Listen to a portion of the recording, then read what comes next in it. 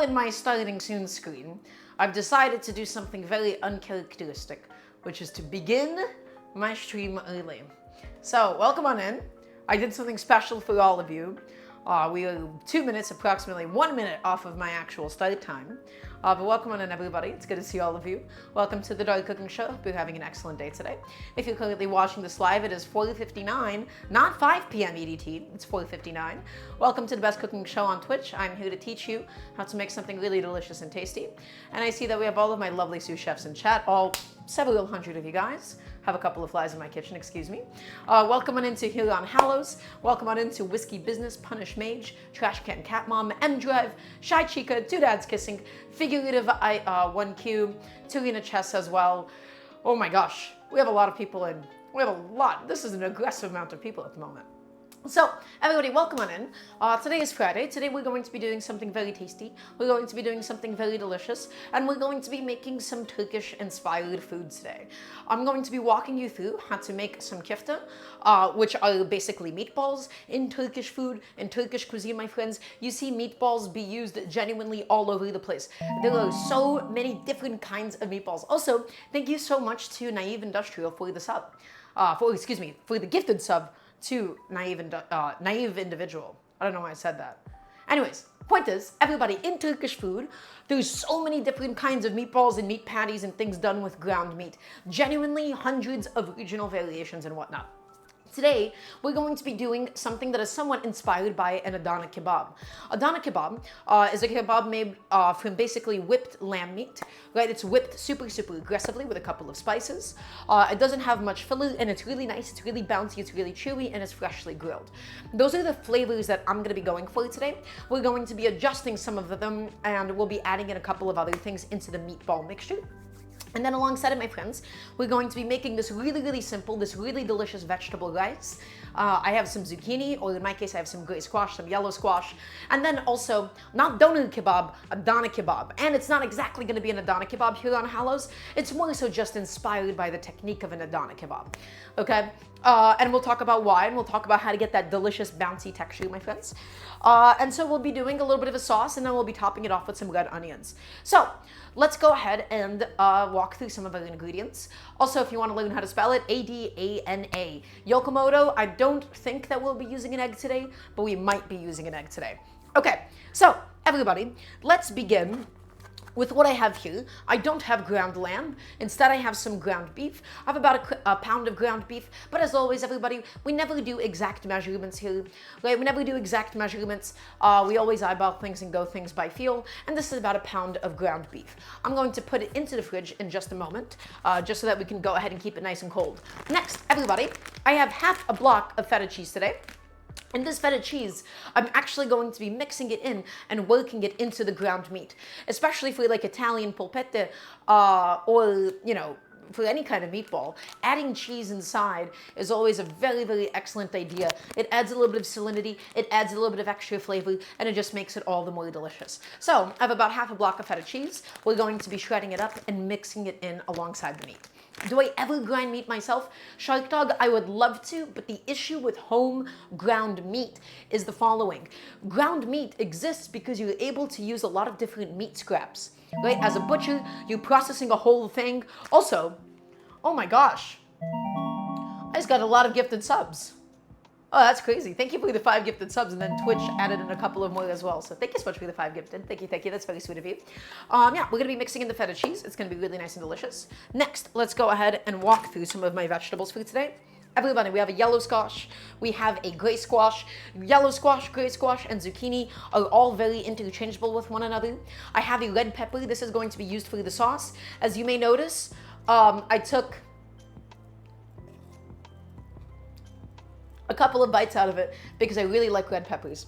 So we have a red bell pepper, we have an onion as well, we have one little leftover Serrano chili. Again, not the kind of chili that you would really see in a lot of Turkish cooking, but guess what, my friends? Chilies are beautiful in how interchangeable they are. We have some red onions, which are going to be used for the topping for the meatballs today. And then we also have some garlic. Okay, so a bunch of these are going to go into the vegetable rice today.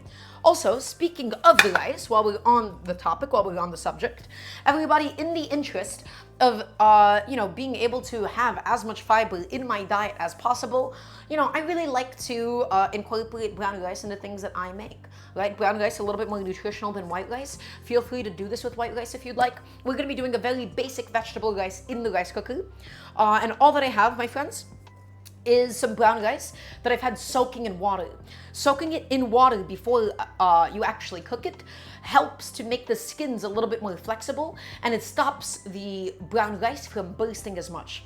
Additionally, it also does help to expedite the cooking process a little bit, and I forgot what it is, but there is some indigestibility that some people face with brown rice, and soaking it in water and then straining it out helps with its digestibility. Okay, so I have some brown rice all set, all ready to go. Next, let's talk about some of the other things I wanted to use up for today. Everybody, in the interest of using up all the different things that we have at home, I have some leftover cilantro and I have some leftover dill. Okay, I want to be able to show off how to use all of these different ingredients that you might have sitting around, that you will have sitting in the fridge, and just to show you all the different and really, really exciting things that you can do with them sometimes. So in my case today, my friends, I have some cilantro and I have some dill, and that's going to go into the sauce for today. Then everybody, I also had a can of crushed tomatoes. The crushed tomatoes are going to be used both for the rice as well as for the sauce. Ideally, I would be using fresh tomatoes for something like this, but guess what? I had canned tomatoes, so I'm gonna go ahead and use the canned tomatoes. Also, panic stasis, we will not be doing a tzatziki today. We're just going to be doing like a spicy, slightly sweet sauce, sweetened up with a little bit of honey. Okay, so everybody, we have a lot going on. We have a lot of different components. And as for my spices today, we have some cumin, we have some sumac. We also have some red pepper flakes. I'm using gochugaru. Traditionally, you would use something like Aleppo pepper. But everybody, we have a lot to do today. We have a lot to get done. We have 4 components that we need to make together. Everybody, if you're ready to begin, I want to hear a nice resounding yes, chef, from everybody watching, please, and thank you. Okay, and before we begin, everybody, for those of you that would like to support the cooking show, !Patreon. Would be the best way to go ahead and directly financially support the show if you would like to. You can go ahead and also scroll down into the About section to find that. Additionally, everybody, if you have any and all cooking questions at any point in time, please feel free to ask me. Remember, I am here to help teach you guys how to cook. I'm here to help teach you guys how to cook at home, okay? So any and all cooking questions will be really appreciated. So we need to go ahead and begin with the brown rice, because the brown rice takes about an hour and 10 minutes in the rice cooker. It takes a while. There's going to be a little bit of vegetable prep for it, and it's going to be great. Yokomoto, that's a little bit of a personal question. I don't think I'm going to answer that on stream. So I want to go ahead and do a really, really tasty vegetable rice, because we're going to have a meat, we're going to have a sweet sauce, and so I wanted to be able to give my dish a little bit more balance without explicitly needing to make a salad today. Okay, so everybody, I have a beautiful yellow squash, I have a beautiful gray squash. Once again, I really, really highly recommend using any combination of this or zucchini. Okay? So, here on Hallows asks me, I recently saw a video on healthy eating that basically prioritizes whole foods over convenience meals. What staples would I recommend? Also, Lanes, welcome on in. It's lovely to have you.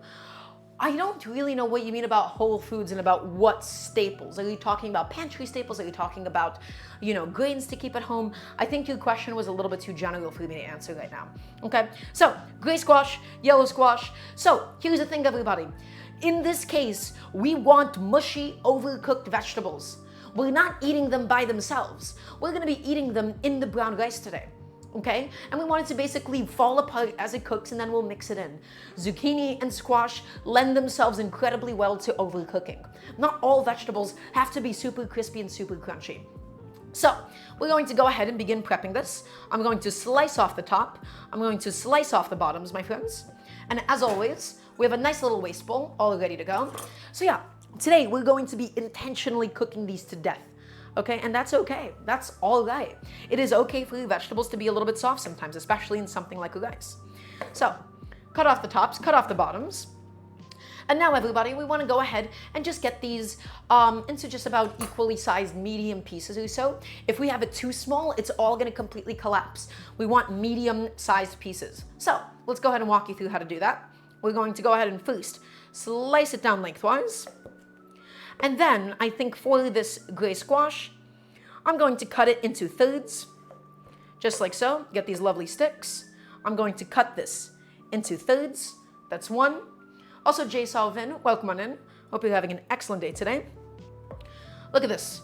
Beautiful little stacks of my gray squash, and we're going to do the exact same thing with my yellow squash. So I'm going to go ahead and separate the thinner top. I'm going to slice that down the middle. This guy I'm only going to go ahead and cut in half because he's so much thinner than the rest of it.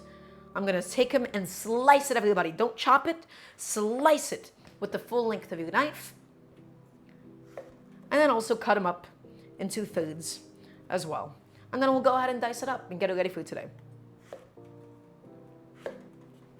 I saw these at the store. I thought they looked excellent, and so I wanted to go ahead and include them in my rice dish today. The nice thing about a rice dish like this, everybody, is that it's really, really simple above all else. It's really simple. There's not going to be any sauteing or anything. It's not going to take a lot of time. I'm doing mine in a rice cooker. You could theoretically do this in any cooking vessel that you would like. Right? It's just going to be simple, and it's going to be really tasty. So let's go ahead and get ourselves some nice chunks of zucchini, all the way through and all the way around. Well, I say zucchini, but technically not. I think you would call this yellow squash and gray squash, but again, I am using them quite interchangeably here. To be more specific, boxed goods that you can microwave versus food that you can prep. As for boxed foods that you can microwave, I'm not sure if there is any immediate ones that I can really recommend or suggest versus food that you can prep. Here on Hallows, I'm so sorry, I'm still a little bit confused on what you're asking me. Are you asking about like what are good nutritious pantry staples to have? I apologize for not being able to follow very well. Okay, everybody, we have one gray squash, one little yellow squash as well. All of it is prepped, all of it is set and ready to go for today. So it's going to get mixed in directly into my brown rice. And so right now, the only thing that I really want to do is I just want to go ahead and strain out all of that liquid, okay? All of this was the soaking liquid. You don't have to soak brown rice, but it helps increase the flexibility of the skin, and it stops it from bursting as much, okay? So I'm gonna go ahead and give that a quick little strain. Get all that water out of there, and then I'm going to add in some of my tomato, because the tomato is going to have a lot of liquid. So we're going to use that to help measure how much actual liquid we want inside of the final product for today. So this is not going to get added, my friends, until the very end, because it's going to bulk up the volume, and it would be a lot more difficult to ascertain how much water do we need relative to the rice. So don't add your vegetables immediately. First add the water, add all of your liquid components before you do that. And that's exactly what we're going to do. So I'm going to go ahead and grab my tomatoes. I'm going to open them up really quickly. Do you soak and rinse the rice, or just soak? Panic stasis, I'm going to be honest, for brown rice, it doesn't really make that much of a difference to rinse it. Oftentimes for white rice, it really does help to, get rid of some of the excess starch. With brown rice, give it a soak, and I think that's going to be more than enough for what you're looking for. Okay, so I'm going to go ahead and open up my can of tomatoes. Ideally, I would use tomato paste and then just mix the tomato paste into the water. But guess what? I don't have any tomato paste, my friends. Does the brown rice husk just kind of cage the starch? Yeah, I mean, it does too. That's why brown rice is not as fluffy, right? It's not as fluffy, it's not as soft, because it is literally more, it is being protected by this layer of bran and fiber on the outside. Okay, so I'm going to just go ahead and quickly open up my can of tomatoes, which is really deciding to be very annoying today, and it's slipping open. So hopefully I was able to get it open this time. Basically, that's healthy for you, that you can reasonably prep on a busy schedule. I found the recommendations will look different for everyone based on their needs and tastes. So maybe it would be easier to talk about personal go-tos than a typical Tuesday meal. Okay, so you're asking about good pantry staples that would be, healthier into things that you're looking for, that you could probably, just sort of throw together. This is a bit of a difficult question. The reason why it's a difficult question is because you're right, it is so individual. I can talk about the pantry staples that I sort of keep at home. And for me, I love keeping Haiga rice. Haiga rice is basically like in between white rice and brown rice. It has the bran polished off, but it remains the germ. So it doesn't take nearly as long to cook as brown rice would, but still has some of the nutrition, some of the flavor. I find that's always excellent to keep. Red lentils, everybody. If you don't have red lentils readily available to you, you are quite frankly making a mistake. I love lentils. I love lentils to death. Okay. I thought we were post Haiga, Viva la Haiga. Well, Tarina, I'm first working through all of my existing rice before I go to the Haiga rice. Okay, so how much tomato am I gonna do? Not too much. I'm just going to go in with a couple of scoops. The exact amount doesn't really matter for something like this. We just definitely don't want too much, because if we have too much tomato, it's just going to end up burning at the bottom.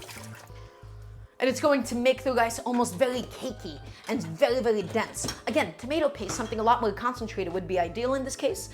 You would just level in a couple of tablespoons or so. But in my case, I don't have any today, so just some of that. Okay, now I'm going to go ahead and fill it up with the desired amount of liquid.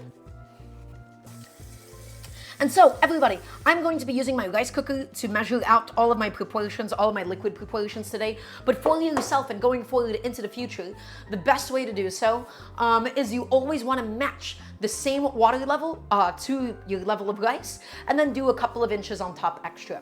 Okay, it's going to be really dependent on your cookware. It's going to be really dependent on your vessel. Today, I don't have enough time to be able to explain all of like the full, workings and why we need the amount of water. Okay, so today I'm mostly just going to be following the lines on my rice cooker. So added some water, added some of the tomato sauce from the can, the crushed tomatoes, and let's go ahead and get a couple more things inside of the pot in the meantime. So I'm going to want some garlic, and I'm going to, of course, add in all of my lovely vegetables. All of my zucchini, all of my squash going to be going in. I keep saying zucchini. It's not zucchini. It's yellow squash and gray squash. But I'm getting annoyed at saying that all the time. Okay, that's inside. That's going. That's excellent. Next, I want to get a little bit of chicken bouillon powder in here, my friends. I don't have any homemade chicken stock on hand, but a little chicken bouillon powder, it'll go a long way. It'll be really nice and delicious. So, we don't want to overdo it with the chicken bouillon powder. We don't really want this to almost taste like Spanish rice, right? So I'm only going to do nice little spoon, just like so. Something in this realm. Excellent. And then after it's cooked, everybody, we're going to mix in some butter and we're going to mix in some olive oil, and it's going to be really, really tasty. Okay, next, let's go ahead and get a nice, aggressive pinch of salt. In my case today, everybody, I want a nice seasoned rice. Depending on the cuisine and depending on the culture, some of the rices would be completely unseasoned. Think of East Asian cuisines, where the rice is meant to be a bland staple that you eat with something else. For my rice today, a lot more Middle Eastern rices, they tend to be a lot heavier on the seasoning. Okay, so that's exactly what I'm going to do. Bunch of salt goes in, chicken bouillon powder as well. I can go ahead and set that aside, put that away, out of sight and out of mind. Okay, everybody, let's go ahead and get some garlic prepped for today. I'm gonna just do a few cloves of garlic for this guy. Doesn't really need too much, just enough to get him started, because we're going to have garlic and some of the other components in a little bit. So just trying my best to open that up. Okay, so let's talk about the best way to process garlic, which is nice little bench scraper, just any flat piece of metal, something that you can put all of your weight down on, okay? And we're going to give it a nice little smash, and that is going to help to separate the skin from the clove, my friends. Separate it, smash it, smash it. Excellent, lovely. So, I'm gonna go ahead and peel up my garlic now. This separates the skin from the flesh. Guys, my AC has been broken for a little bit, and with all these different studio lights on me, I'm a little stressed out. I can't lie. There we go. Nice and easy, nice and simple. Yeah, it's like bothering me. So I'm sorry to bring that up, but if I seem a little bit out of it today, that is why. My kitchen is getting quite hot. Okay, come on. Open you up, Excellent. Guys, the flesh just really quickly, really easily pops out. Just like so. Pop it out. Excellent. Excellent. Lovely. Oh, excuse me. Didn't mean to drop that. Let's get all of this thrown away into a little waste bowl. And I'm just going to go ahead and just quickly cut off the butts on all of my garlic. Cut them off. Get them out of here. Goodbye, my friend. I don't think I got all of the skin on the little clove here. Okay, everybody, the best way to go ahead and process garlic, easy, quick, and convenient. I'm going to be using a garlic press because cutting garlic on the cutting board, it's sticky, it sticks to the knife, it's a little bit inefficient, and it can be a little bit clunky. So I almost always prefer to go ahead and use my garlic press. I'm going to take my garlic and push it through. And do that for each of them. All the way in. An aggressive amount of garlic. I'm going to be walking back what I said about how much garlic I'm going to be adding. I want to add a good amount of it in today.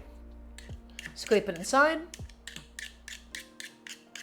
Okay, so all that we have in here so far, my friends, we have some of the squash, we have some garlic, we have some tomato, we have some salt, we have some chicken bouillon powder. Okay, and then when this gets cooked, when this gets finished, we're going to be mixing in a whole bunch of olive oil and a whole bunch of butter, and that's going to really, really help give it a very pleasant, very silky texture to it. The last thing that I want to add, everybody, is I have some frozen peas. Let's go ahead and get some peas inside. I got them. This is going to be a really nice way of using them up. Right? So very heavy on the vegetables, being very, very maximalist with it. It's less of a rice dish and more of like half vegetables and half rice at this point. Right? And I'm going to go ahead and add some peas in. Let's say, I think that much is going to be more than plenty. And let's just go ahead and gently mix everything in, everybody. Let's mix all the seasoning. Let's mix the sauces. Let's get it all nice and even and nice and incorporated. And so again, yes, the peas are going to overcook. Yes, the squash is going to overcook. It is going to get mushy. It is going to get really soft. But everybody, that is okay. I promise you that is okay. It is okay for vegetables to be soft sometimes.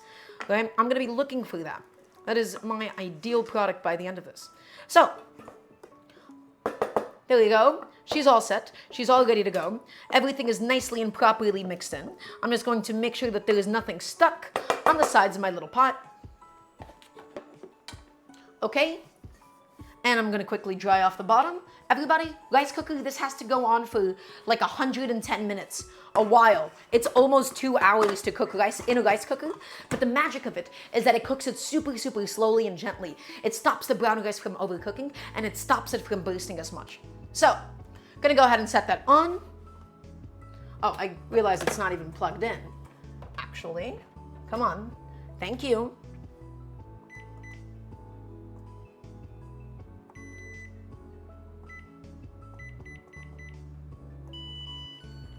Okay, that's it.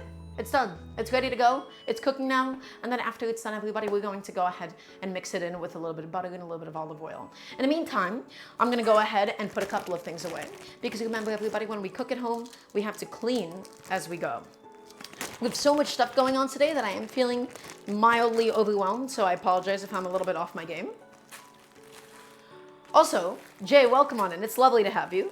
How did I get unfollowed from your Twitch account? I have no idea. Well, granted, this is a new Twitch channel. This isn't Daramgar. This is Daramgar TV. Everybody, once again, when we cook at home, we always clean as we go.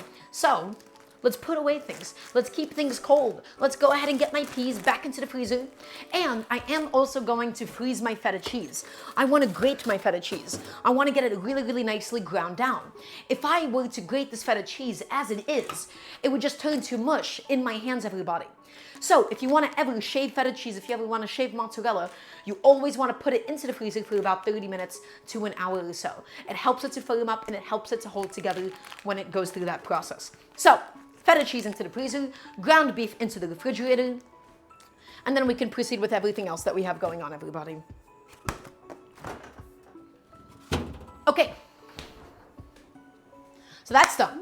That's put away. That's out of sight. That's out of mind. I'm going to get rid of my can opener as well as Well, the garlic press we're going to need in a little bit as well, so I'm not going to go ahead and put that away quite yet. Okay, everybody, we have 3 components in total that we need to go ahead and make. The first is going to be the actual meatball mixture for the kofte today, right? That's kind of inspired by an Adana kebab and its texture. We're going to be really heavily whipping it up. Next, we need to go ahead and make some seasoned red onions for the topping.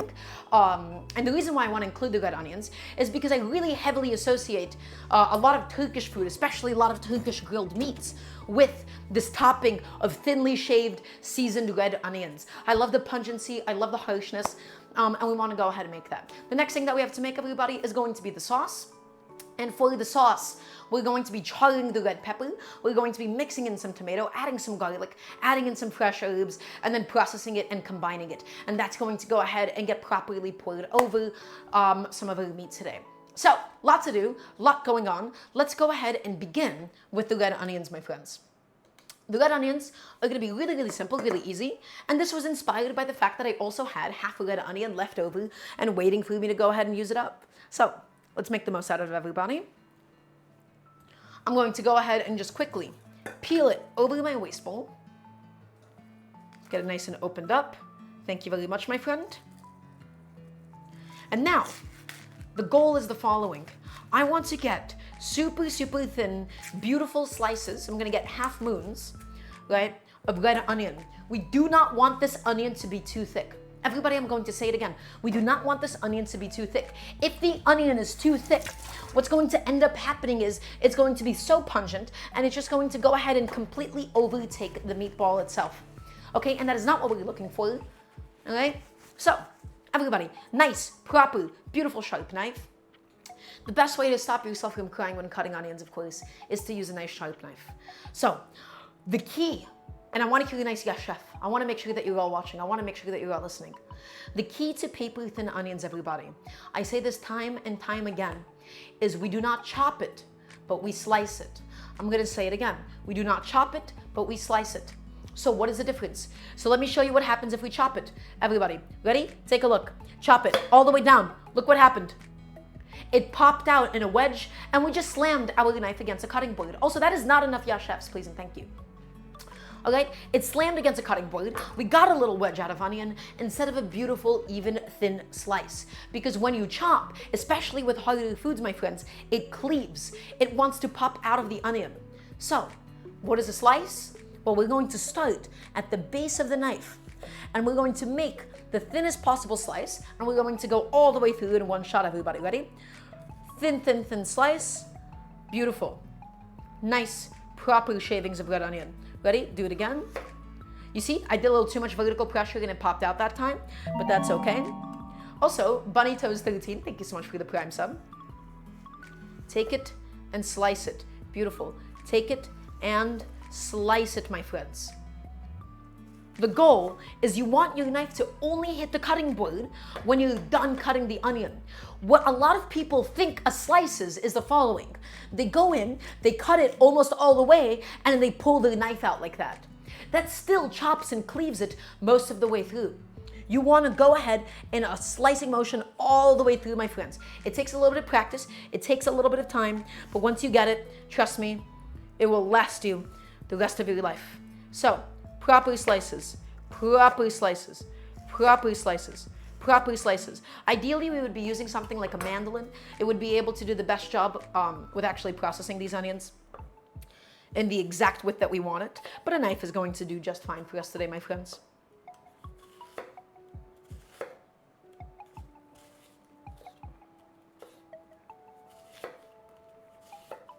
Okay? It is rainbow shaped, isn't it, here on Hollows? Okay? I'm just getting rid of all those other little onion pieces while we can. Okay, everybody, so we have these beautiful thinly shaved onions. I'm going to go ahead and get a little container for them.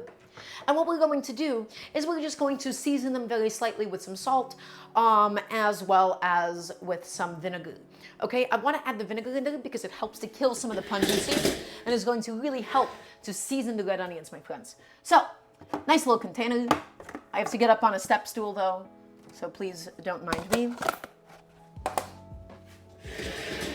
My roommate decided to put all of her Tupperware onto the highest shelf for some reason, specifically to spite me, honestly. Okay, let's go ahead and grab all of our onions.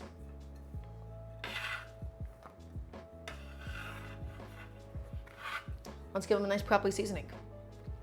So, I'm gonna keep it really simple today, everybody. For these onions, we're just going to go in with a couple of pinches of salt. Just like so. And then I'm going to add in a nice little splash of vinegar. I'm gonna be using white vinegar today, but everybody, you can be really ideal. You can be, well, you can be really creative. Excuse me, I'm sorry. I'm a little bit off my game today. I feel like I've been slipping up a lot in my speech. You could theoretically add any kind of vinegar, any kind of acidity. You could do a citrus juice if you would like as well. What I was really getting at was the creativity. You have a lot of creative potential with something like this. In my case, I'm keeping it really bland. I'm keeping it really, really simple because I'm gonna have a lot of other heavily flavored components. But you are welcome to use any kind of vinegar. You're welcome to use any kind of seasoning for something like this that you would like. Nothing that I am teaching you is an exact recipe. I'm just here to show you some techniques and help explain why things happen the way that they do in the kitchen. So, that's done. I'm going to go ahead and grab a couple of chopsticks, my tool of choice, and I'm just gonna go ahead and mix it up. I'm not gonna use another bowl for this. I'm just gonna put it into its final resting place, into the final container. So, what is the goal? We wanna get it nice and soft. We want the salt to penetrate. We want the vinegar to penetrate. And then this is going to go on top of our kofte after it's all done, my friends. What are your thoughts on consuming raw eggs? I really like it, but my mom is very averse to the idea. Here on Hallows, here's my answer for you. Most American eggs in the United States have already been pasteurized. Any risk of salmonella would almost exclusively be on the outside of the egg. Now, I'm not really sure if that's a well-informed medical opinion in this case, but I've eaten raw and very undercooked eggs for basically my whole life. I love doing a raw egg on top of my rice bowl. I find that to be really quite delicious. And so, especially if it's a pasteurized egg, you have nothing to worry about when it comes to eating a raw egg. So I hope that answers your question. Okay, everybody, guess what? My onions, nice and properly covered, ready to go. Tasty. We could make them sumac onions if we would like to. Sumac onions are really like typical, like, sort of like kebab shop topping for a lot of things, but I'm just going for like a really simple, really, really plain onion to go on top of my meat today. So, that's done. That's all set. That's all ready to go. I'm gonna go ahead and put that. I should not have shaken that. I just got vinegar on myself and onto the floor. I'm gonna go ahead and put that into the fridge and just let that marinate, let that go ahead and cool down. Okay, nice and easy, nice and simple. I'm gonna have a little sip of water and then we can proceed with everything else that we need to get done today, my friends.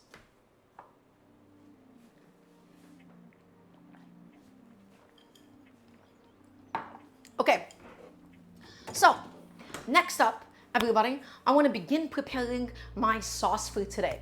This is going to be roughly inspired by like a pomegranate sauce. Oftentimes pomegranate molasses, super common ingredient in Middle Eastern cooking. I don't have pomegranate, instead I have some honey. I want a little bit of heat, I want a little bit of spiciness, and I want some sweetness, and I want some tomato, and I want some bell pepper, and I want to be able to use up my fresh herbs today. And that's exactly what this sauce is going to be, everybody. So, a really nice way of getting some smoky flavor in a home setting, everybody, is to use the broiler. So I'm going to begin preheating my broiler. I'm going to get it nice and hot, and then we'll talk about the function of it and why we're doing this. So, setting on my broiler, and if you don't have a broiler, we can talk about some alternatives in just a little bit. But everybody, my goal is the following. I want to char the skin of my red bell pepper because that helps to get the flesh inside really, really nice and soft. It helps us to then peel off the papery skin, and it gives us a really nice, delicious smokiness. Everybody, especially when we cook at home, if you don't have access to a grill, it can be really difficult getting that smoky flavor inside of your food. It's delicious and it really, really helps to elevate it. Now, do you have to do this? Absolutely not. You could theoretically just buy roasted red peppers in a jar. You could just boil it. You could just saute it if you wanted to. In my case today, everybody, I want to blacken it. I want to char it, and I want to get that skin nice and smoky. So, I might have taken a few bites out of it already, but this is going to be plenty for my uses today. And I'm going to go ahead and show you how to process it. So, I want to go ahead and stack it up vertically. We want to keep all of the seeds and all of the white part of the bell pepper inside. I'm just going to take my knife and I'm going to shave all the way down, but I'm keeping all of the white part on the inside, my friends. Okay, it's not that it's bad to eat, it's just that it's spongy and it really doesn't add anything else. Okay, so I'm going all the way around. I'm going all the way around. Excellent. I'm going to go ahead and also quickly trim off that little guy of seeds. I'm not going to waste any of this red bell pepper, everybody. All of it is going to be used. I'm going to go ahead and toss that aside. So, everybody, really nice, really easy, really simple. We now have all of these red bell pepper planks, and so the only thing that we want to do now is we want to get it under the broiler. We want to get it charred. We want to get it smoky. We want to get it nice and roasted and soft, and then that is going to go into our sauce today, my friends. So, I'm going to go ahead and get a little sheet tray ready. We're going to cover it with aluminum foil, and that's going to be plenty. Get this pan out of here. Goodbye, my friend. Get some aluminum foil. I really hope, guys, I'm afraid that I don't have enough things to do before the rice gets done today. Maybe we can slow down. We can slow down, we can do a couple of things slowly. I think that will be for the best today. Okay? Foil down, just because whenever you're broiling something, it starts to release some juices, and those juices, once they really burn and once they really scorch, it becomes almost impossible to clean off of a sheet tray. So I always heavily recommend doing this on some aluminum foil instead. Okay, so red bell peppers, aluminum foil, nice and simple, and then after it comes out, everybody, I'm gonna show you how easy it is to peel the skin. When we cook these, when we broil them, when we char them, it's going to look completely and totally burnt. It is going to look like it's been destroyed. Everybody, that is exactly what we're looking for. You want to really push this process. So, if you don't have a broiler, the best thing that you can do, traditionally in Mexican cooking, for example, you would use something like a comal, which is just essentially a big flat piece of metal or ceramic, and then you would char your vegetables on that. If you were to do that, I would keep the bell pepper whole. I would heat up a nice big piece of metal, like a cast iron pan or something, and then I would just sort of flip it around with tongs. Okay, in my case, for the broiler method, this is what we're going to do. Flesh side down, skin side up, and in she goes. And I'm gonna get it nice and smoky, I'm gonna get it nice and delicious, and I'm going to get it nice and flavorful. Okay. That's going, that's cooking, and the amount of time that it takes is entirely dependent on your kitchen. It is entirely dependent on the equipment that you have, right? Something like broiling, there is no exact amount of time that we can say definitively that it takes, okay? So I think that would be an incorrect way of approaching something like this, to think, oh, what would be the exact amount of time? So, does anybody have any questions in the meantime? I'm going to go ahead and begin thinking about what we need to go ahead and do next for the sauce. So, everybody, I wanted to go ahead and use up a lot of my leftover ingredients. Specifically, the few things in my fridge that I had leftover. I had leftover cilantro, and I had leftover dill. There's not a lot of cilantro in Turkish cooking. Dill is used often, but I feel like the most common one is parsley. Can tortillas replace broiling? Tarina, absolutely. Okay, so I have some dill and I have some cilantro. Even if cilantro is not commonly used in Turkish cooking all the time, everybody, guess what? It's okay. Fresh herbs, the magic of fresh herbs is that they're so interchangeable. You can swap them out for one another. You can use basil, you can use parsley, you can use cilantro, you can use sawtooth coriander, you can use dill. You can use all of them interchangeably with one another. Will they taste exactly the same?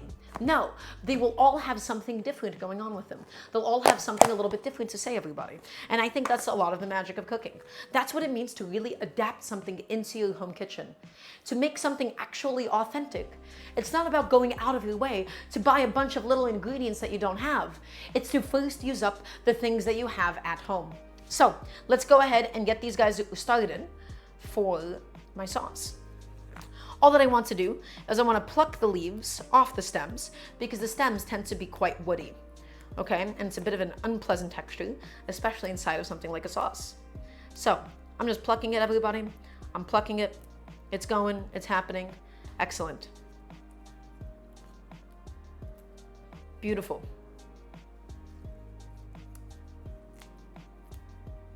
Okay. Just going through all of my leftover cilantro, everybody.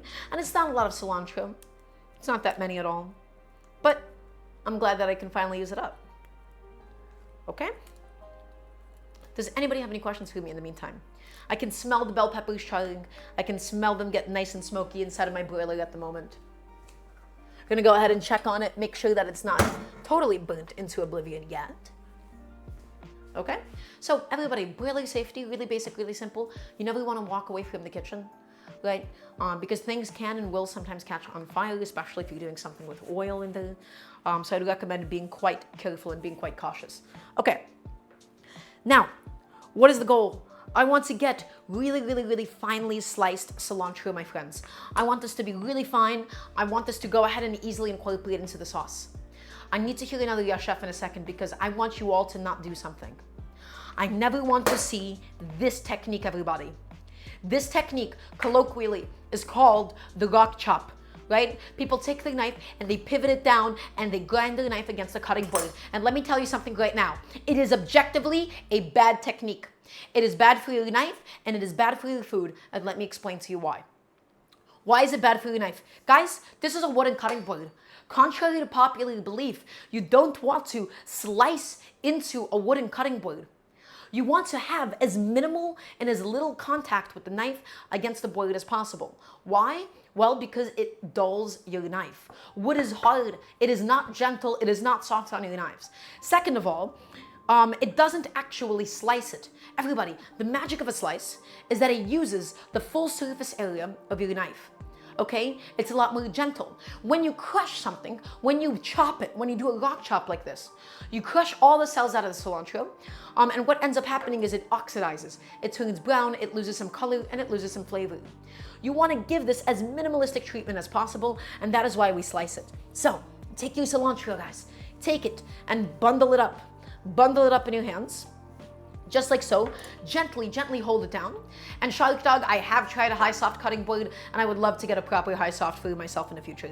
Take it and guys, just thinly, thinly, thinly, super thinly, slice it with the full length of your knife. You want to barely press down.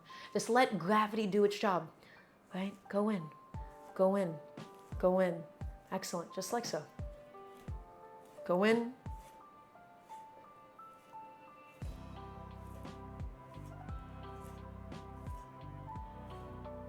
Here we go. And now we're going to go ahead and take the bundle. We're going to give it a bit of a 90-degree rotation. And we're going to go ahead and slice it again. Everybody, take a look how thin. You see, the bottom of my cutting board, it's not turning wet. It's a little bit damp from some of the humidity on it. But we're not crushing it. We're not bruising it. We're not destroying it. We're being so gentle. We're being so, so, so delicate. Are they different from white plastic cutting boards? Yes, they are, Serena. They're significantly different. High soft cutting boards are going to keep your knives the sharpest for the longest amount of time. And what you do is, after a certain point, you sand it down. Okay? Guys, look how gentle we're being. All the way, all the way, all the way. You have no idea how delicately I'm slicing this guy. You want to be a surgeon with a scalpel. You don't see surgeons chop away, right, at somebody's flesh. They slice into it. They make incisions, in fact. Right, with a nice sharp scalpel. They're super, super, super delicate. So, let's take my cilantro. I'm just going to go ahead and put it in here for the time being. Surgeon, not butcher. What was that sound? Hello?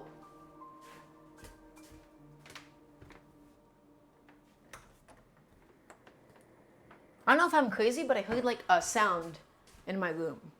I don't know what that's about. Okay, everybody, I'm quickly checking on the bell pepper. I'm going to show you how it's looking so far. Okay, to the stove we go. Everybody, that is exactly what we want to see. Come take a look at it. Come take a look. Look at it. It is smoky. It is charred. That is exactly what we are looking for, everybody. We want to go ahead and flip it around because this side is still a little bit naked. But when we do fully char this, all of that skin is just going to easily peel off, my friends. So I'm going to go ahead, rotate it really quickly, and all of that skin is going to get peeled off and thrown away, but it still contributes a little bit of smokiness into the final product, my friends. That's how we maximize flavor in this. So back in it goes. Let it cook for a little bit longer. Again, there is no exact time with this sort of thing. Okay, back to my cutting board. Let's do the dill now. Same exact concept for the dill, everybody. Here's all of my leftover dill that I wanted to use up for today. And as always, the best way to keep fresh herbs to last a very long time in your fridge, guys, paper towel and a Tupperware together. The paper towel is a very nice natural humidity regulator, and it stops it from being too moist or too dry. So I'm just gonna pluck the fronds, go through them, pluck the fronds, get them out of here. You just don't want to have any of the super thick stems, everybody. The thick stems don't make for the best eating. They don't make for the best texture. And something like this. Okay. There you go. Keep plucking it. Keep plucking it, everybody. Keep it going all the way through.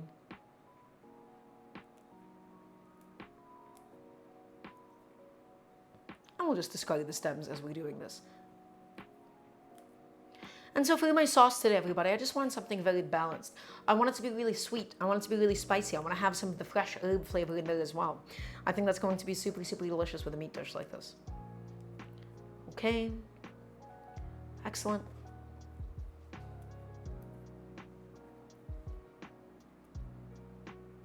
I wonder if poison ivy could be applied to a dish. That would be wickedly delicious.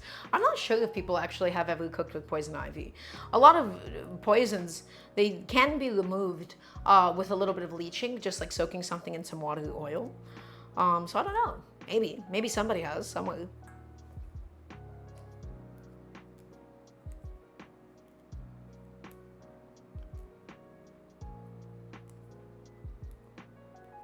Just going through all of my dill, everybody. Again, some people, they like to incorporate the stems. For me, I just really like prioritizing having a nice, good, clean, delicate texture. Okay? So I don't want to go too heavily with the stems or anything. And as soon as we're done, we're going to go ahead and take out the bell peppers. And we're going to wrap them back up in the foil and let it steam.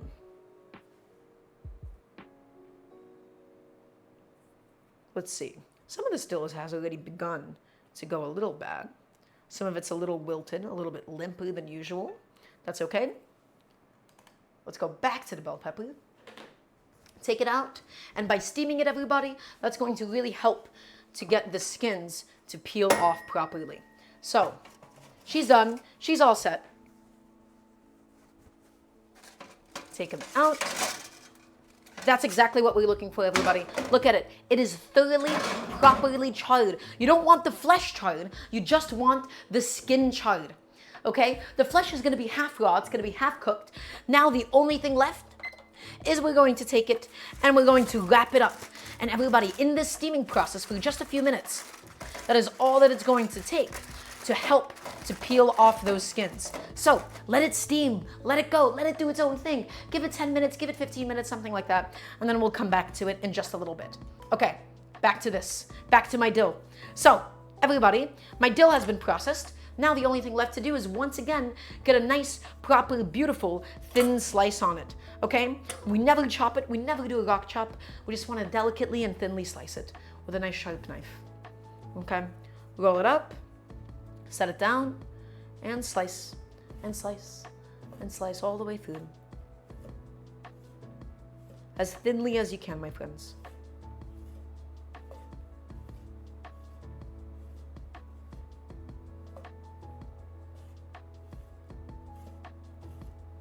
There she goes.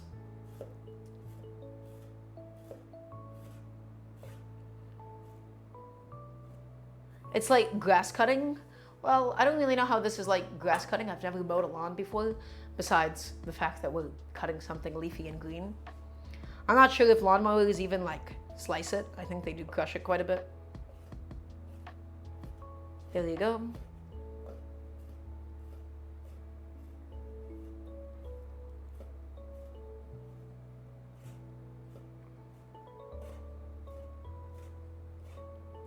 And one last pass. I'm gonna use my bench scraper just to help gather everything all in one place.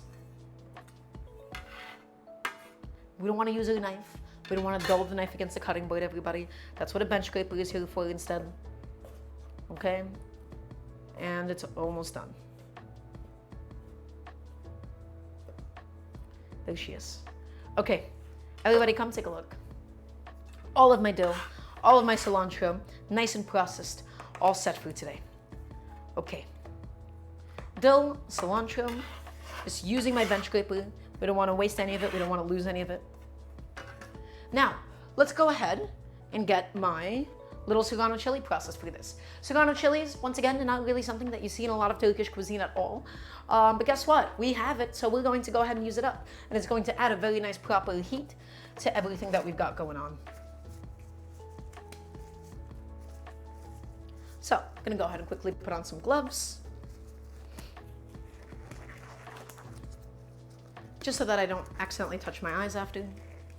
And we're going to be pursuing, everybody, a really fine mince on the Serrano, okay?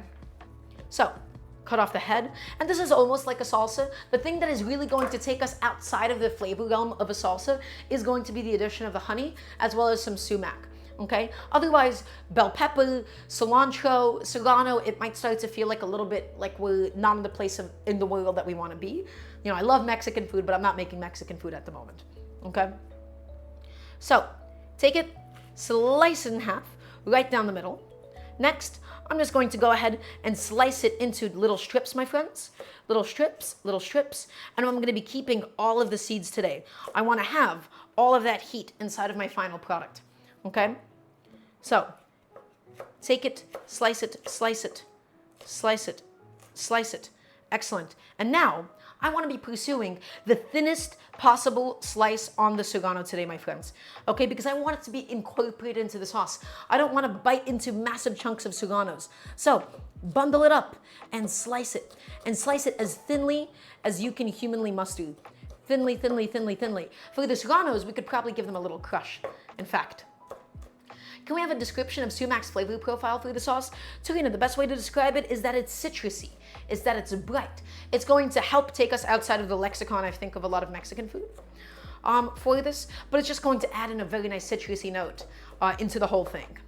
Right? Because we're going to have like chilies, we're going to have fresh herbs. We don't have anything really citrusy or bright going on besides that. Okay. Everybody, I'm just going to go ahead and pass my knife through it one more time. For the Serranos, we in fact might even want to consider giving them like a little crush, just like so. Just because it's going to help it to release some of its flavors inside of the final product. Ideally, I would use a food processor for this, but guess what? I didn't want to have to take out my food processor, and I wanted to show off what you can do with that one. Right? Because not everybody has a food processor. I feel a little bad using my blender and my food processor and all this equipment sometimes because not everybody has access to that. And I want to show you some alternatives, everybody. Welcome on in, Kid and Vodka. Hope you're having an excellent day. Thank you very much. Just going in and slicing up my Serrano, everybody. Nice and thin. Once again, as thinly as you can humanly muster. Thinly. All the way through. No large chunks of Serrano in today's little sauce that we're doing. Okay, give a little rotation.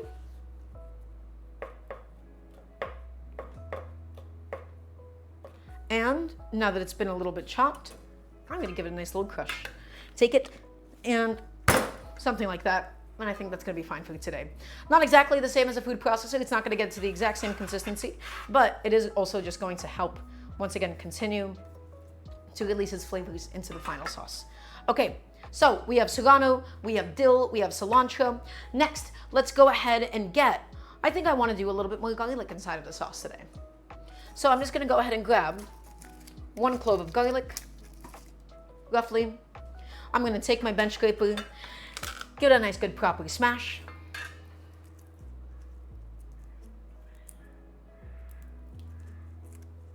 Oh, those are cats having sex outside or fighting. I see. There's cats that come into our backyard, stray cats. That's what that noise was. It's like full-on screaming at the moment. Did you guys hear that? Was that actually audible for everybody? No, that was definitely not a pig. That was absolutely the cats that come into our backyard. Well, anyways. There you go. I'm going to go ahead and quickly crush my clove of garlic. Get it all inside. Get it all incorporated.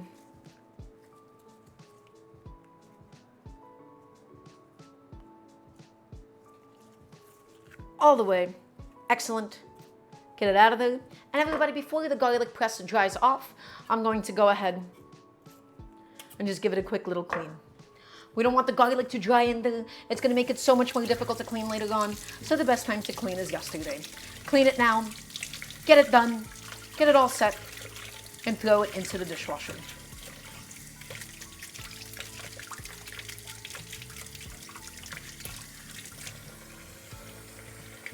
Okay.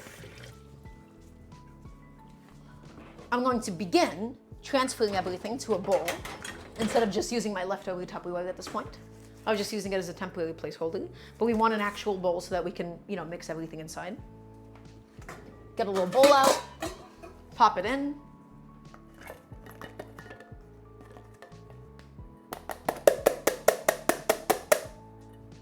I'm gonna get this into the dishwasher as well in the meantime. It does shark dog, and that's why you have to clean it immediately, right? I love garlic presses. They're one of my favorite pieces of kitchen equipment, but it's one that I feel like oftentimes just gets really, really heavily neglected. And then people think that they hate working with it, but the reality is they just did not actually take the proper care of it. So, I gotta succeed in my mission, everybody. I used up all of my leftover dill. I gotta use up all of my leftover cilantro. Now, we can go ahead and move on to the red bell peppers. So, it steamed up a little bit. It got a little bit softer. The skin got a little bit more flexible. Everybody, watch how easily all of this charred skin, well, this one just kind of flaked off for a second, but it just peels off, everybody. In fact, I can probably just do that on the cutting board itself.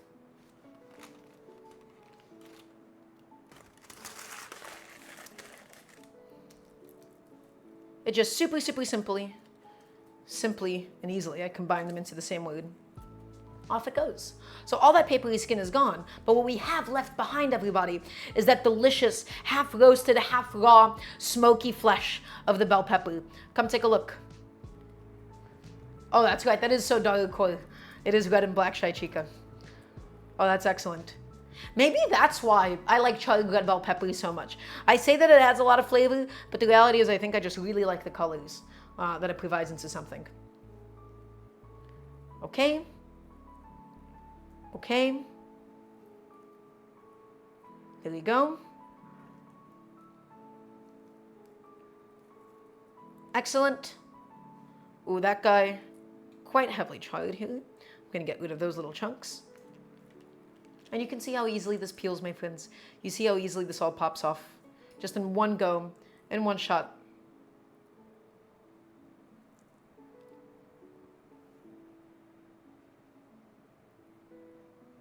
Okay? And get that last one done.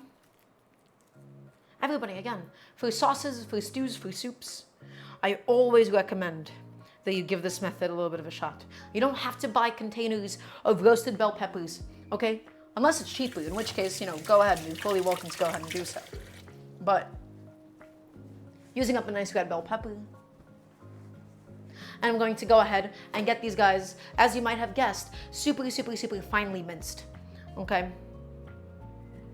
So, taking it, I'm going to go ahead and slice it into thin little strips all the way through. Right? Ooh, guys, look at that beautiful.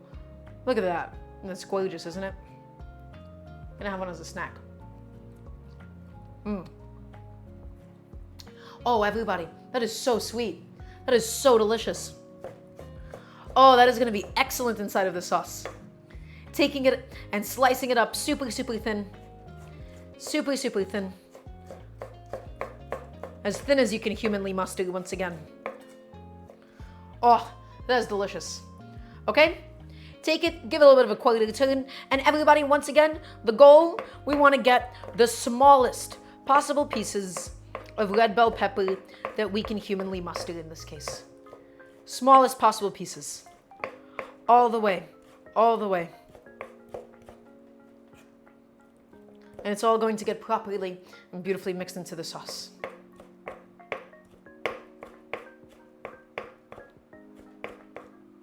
There she goes.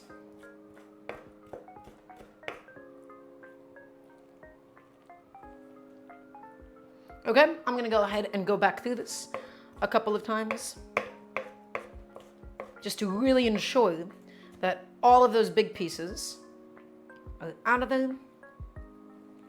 Give it a nice little quarter turn once again. Again, a food processor would have been ideal for something like this. I didn't want to use mine today. I didn't want to do those dishes. I didn't want to have to go ahead and pull those out. And I want to show off how to do it with a knife. Have you ever tried cooking with kimchi? Oh, absolutely, especially for something like a kimchi jjigae. It does look like a chopped up kimchi, doesn't it?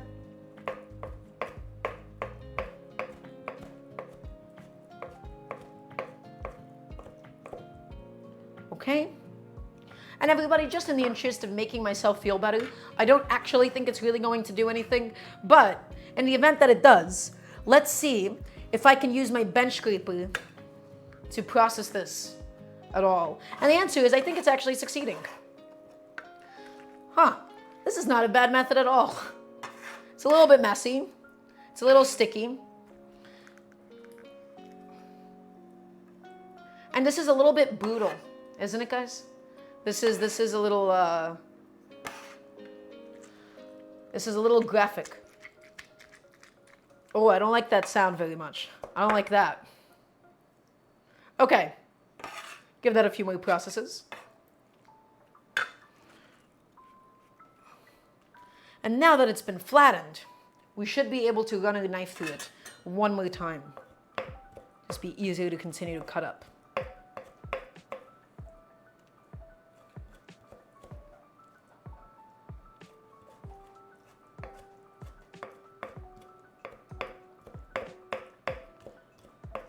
Okay, I think that's gonna be enough. I think that's gonna be perfect for today. I should have probably worn gloves for something like this, but that's okay. I'm going to go ahead and scoop it up and add it to my small little mixing bowl. Add it inside, add it inside. Excellent. Okay, now my hands are sticky, my cutting board is sticky, my knife is sticky. I'm gonna go ahead and wipe everything off with a nice moist towel while we have a little bit of time still.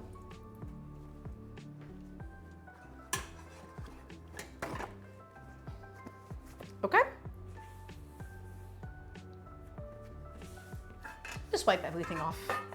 Wipe it off because you don't want this to dry onto everything. It'll become so much more difficult to clean off later on. Just give it a nice little wipe. Okay, excellent. Everybody, what do we have in here so far? Well, we have the roasted bell peppers, we have the dill, we have the cilantro, we also have the serrano chili, and we have some garlic inside. What else do we want to add in? Well, let's get to it. I'm going to begin by spooning in only a little bit of tomato. I do not want to start with too much tomato. If I start off with too much tomato, well, we risk it becoming too tomatoey. Everybody, tomato has a tendency to overpower everything else that you might have going on. I don't want that to happen today. I want this to be nicely and properly balanced, okay? So, all I want to do is add these 2 scoops of tomato for now. And then if we want to add more, guys, guess what? The magic is we can always add more. But if we add too much, we can never take away. So start small. Start simple. Okay? Next, I'm going to go ahead and mix it in a little bit. But first, I'm going to add in some honey. Where's my honey at? Hello? Thank you. So, why am I adding honey into this? Well, also, Caitlin's no worries at all. Welcome on in. It's lovely to have you anyways. Why am I adding honey? It's because I couldn't get any pomegranate molasses. Pomegranate molasses all over Middle Eastern cooking, everybody. It is all over the place. I don't have any access to it at the moment, so we can go ahead and just pick something else sweet that's going to be similar enough. It's not going to be exactly the same, but it still is going to be delicious above all else. So, I'm adding in a nice scoop of honey. And we can start off with a little bit right now, and we can always add some more later on. Remember, everybody, we can always add more, but we can't take any away. I'm going to add in a nice pinch of salt. Next, I want to add in some of my spices. Specifically, I have some sumac. And we'll start off with a little bit of sumac. I don't know, maybe like half a teaspoon of sumac right now. It's not a lot of sauce that we're making here, so maybe we'll just do a quarter teaspoon and then we'll come back to it. And then, everybody, I do not have Aleppo pepper. So we're all over the place. We're all over the place, especially with my spices. But what I do have instead is I have some gochugaru, my friends. Gochugaru is the Korean dried red chili flake that is used all the time in Korean cooking. Now, are they exactly the same? Are they exactly interchangeable? No, but they will still be delicious and still make for an excellent addition here. So, a couple of big scoops of that. That's quite mild by comparison. Okay, and now guys, let's go ahead and just begin mixing in this sauce ever so slightly. And I'm looking at this, and I am kind of wishing that I did blend this up a little bit or something.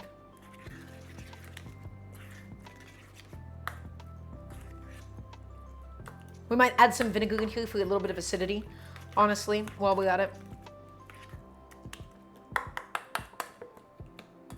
Look at that sauce. That's lovely.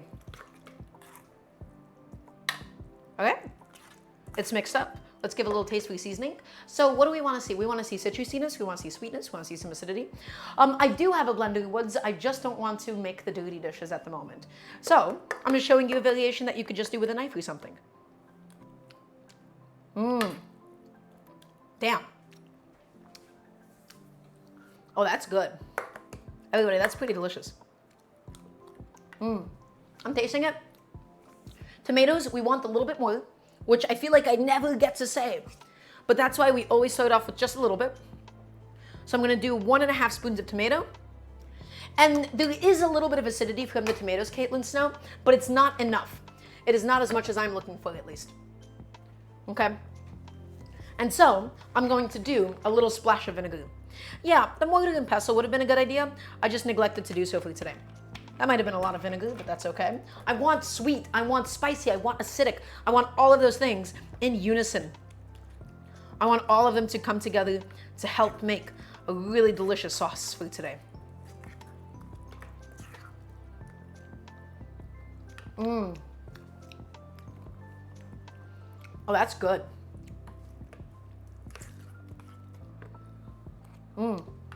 I taste the serrano. The flavor of the gochugaru comes through as well. That acidity really, really helped to balance it out.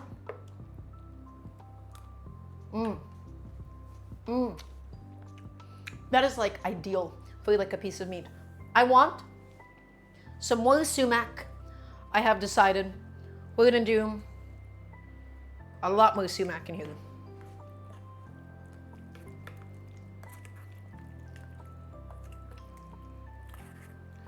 Okay. Let's get that taste. Excellent. Delicious. Needs a little bit more salt though.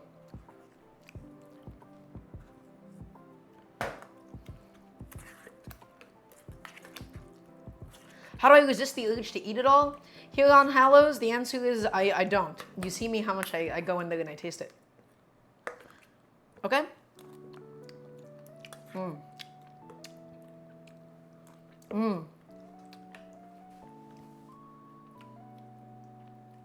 That is so complex.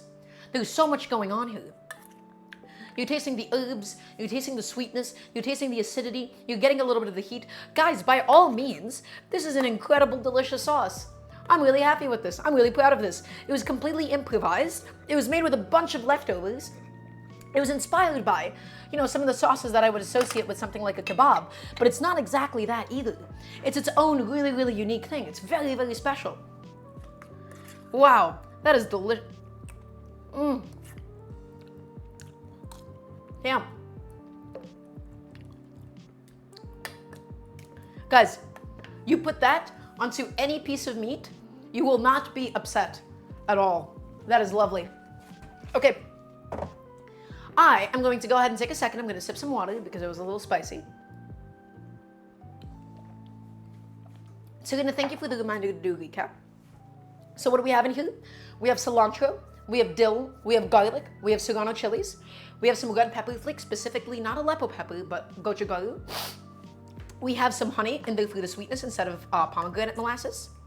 We have some just canned crushed tomatoes, and then we have some charred bell peppers that we really, really roasted. We got some smokiness, and then we went ahead and we peeled the skin. Okay, that is lovely. I'm very, very happy with that. I'm gonna go ahead and put that into the fridge. Everybody, remember, when you cook at home, you absolutely must. It is not a question. I wanna hear a nice resounding yes, chef. You must clean as you go. So, add this to the fridge, and let's put away all the stuff that we no longer want or need for today. Get it all gone, get it out of here. We're still gonna be using the sumac and whatnot.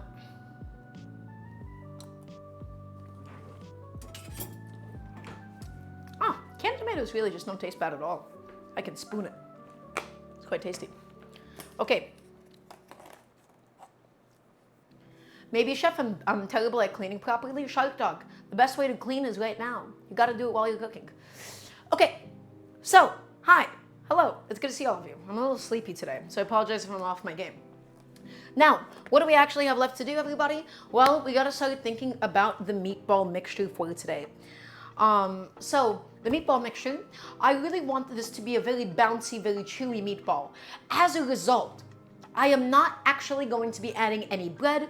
I'm not going to be adding any breadcrumbs. I'm not going to be adding in any egg. This meatball today, my friends, is going to be really heavily whipped. It is more of a meat patty. It is a seasoned and spiced meat patty. It's going to be bouncy, it's going to be chewy, it's going to be a little bit tough, but that's all going to be intentional, my friends. So, I wanted to mix in some feta cheese, and I thought that that would be delicious. I wanted to add in some sumac. I want to do some cumin. I want to do some red pepper flakes inside. And I'm still considering whether or not I want to include this onion inside of the actual meatball, inside of the actual meat patty itself. And I honestly don't think so. I think I'm gonna go ahead and walk that back. I just wanna have something that's a little bit more closely aligned with almost like an Adana kebab. So, we have to shave the feta, we have to measure out some of our spices for today, and then we have to go ahead and take it and thoroughly whip it and mix it. Ooh, excuse me, I burped slightly. And we have to go ahead and thoroughly mix it and whip it inside of a bowl, okay? Doesn't it ruin the texture of a meatball? It's not that it ruins it on Nameless. It makes it different. If you're specifically talking about not adding in breadcrumbs or egg, we don't get like a tender meatball, but instead we get something that's a lot closer to the texture of like a steak. We get something that's closer to a burger. With breadcrumbs, with a panade, it makes it really, really soft and spongy. That is not what I want for today, okay? So, I'm going to go ahead and get my feta cheese out of the freezer. It's been frozen solid, it's nice and firm, and it's ready to be grated, and it's ready to be shaved. Okay? So and you want to use a large mixing bowl, everybody. You want to use a mixing bowl that looks like it's slightly too big for the contents of all of your ingredients. Okay? I'm gonna go over here. I'm going to go ahead and put on some gloves for this stage, for this step.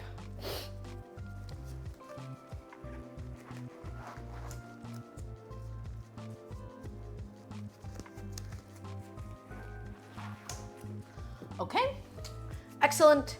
Let's get my grater out. And everybody, I just want to grate the feta. Okay, I want to get it processed and I want to get it mixed all inside of the meatball. Okay, get this guy out of here. I'm finally done with all of my feta cheese at home, which I am more than happy about. And guys, I don't think I'm going to be cooking all of my meat patty mixture today. The reason for that is because I want to be able to keep it in the fridge and have it just be ready to cook to go.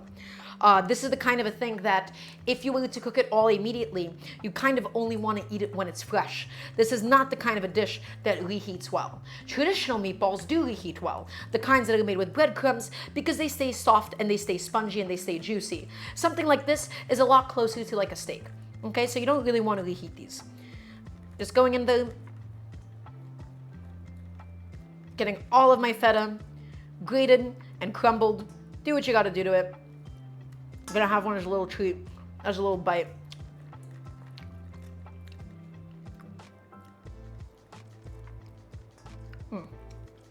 I love feta cheese. Guys, I love feta cheese so much. It brings me so much joy. Sheep or goat feta? I don't know. I think this is goat feta, actually. Sheep feta would be a lot more pungent. Well, not goat. Yeah, I made the same mistake as epenixasis. I'm pretty sure this is not a sheep's milk feta. Oh, guys, I love feta cheese. You can't really go wrong with that. Okay, and I love having cheese inside of meatballs. Cheese inside of meatballs, so delicious. It really is super, super, super tasty. You always do like Parmesan, for example, and Italian meatballs. It adds a really nice, delicious salinity to it, but I love it. And I think that you should do the same. Okay, so, in fact, I'll have a little bit as a little snack. If I had to pick the best cheese ever, what would it be? Shark Dog. I don't like that question because there's no such thing as a best cheese. They're all different in their own ways, you know? Sometimes I want something really aged. Sometimes I want a fresh cheese. Sometimes I want something to melt. They're all different in their own individual and unique ways. So it doesn't actually feel like, you know, a good comparison at all. Okay, so to about what is roughly a pound of ground meat, everybody, I'm going to be doing an aggressive amount of spices. I'm gonna be doing an aggressive amount of seasonings. I'm going to be doing, let's say, like a tablespoon and a half of sumac. I want that citrusiness. I think it's gonna be delicious. Next, I want like 2 tablespoons of my red pepper powder, or my red pepper flakes rather.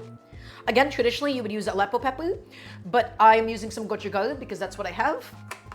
Next, I'm going to add in some ground cumin. And the cumin we're going to do like a teaspoon or 2. I want flavored meatballs, everybody. I want seasoned meatballs, okay? I don't want bland meatballs. Chat, do we want bland meatballs? I want to hear either a no or a yes, chef. Please and thank you. There you go.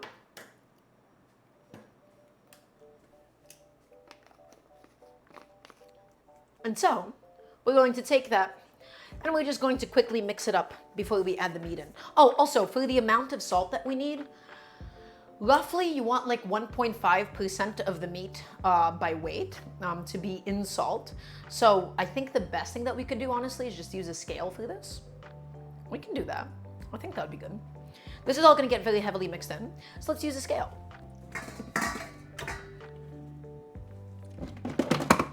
1.5%. Is that measurement accurate? I want to be like really, really sure and very careful about that. I'm fairly certain that I'm correct on this.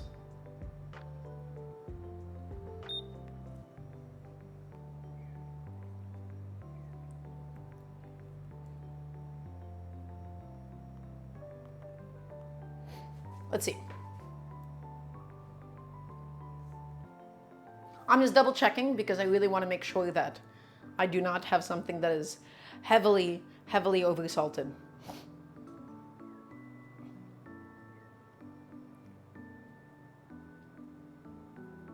It would be roughly like 2 teaspoons, I think, of kosher salt. Okay.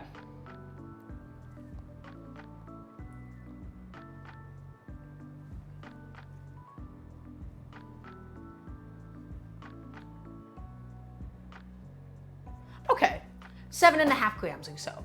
We're gonna be looking for 1.5%, everybody. Okay, so I'm gonna add in all of my ground beef, and we want to keep it super, super cold for this, guys. Really, really essential, really, really important. You do not want to have warm ground beef. This mixing process is going to be essential to keep this meat as cold as possible so that it properly whips in. So, how much do I have? I have 389 grams of ground beef. 389 grams. What would that be? You know, I'm going to use my phone. I don't need to do math.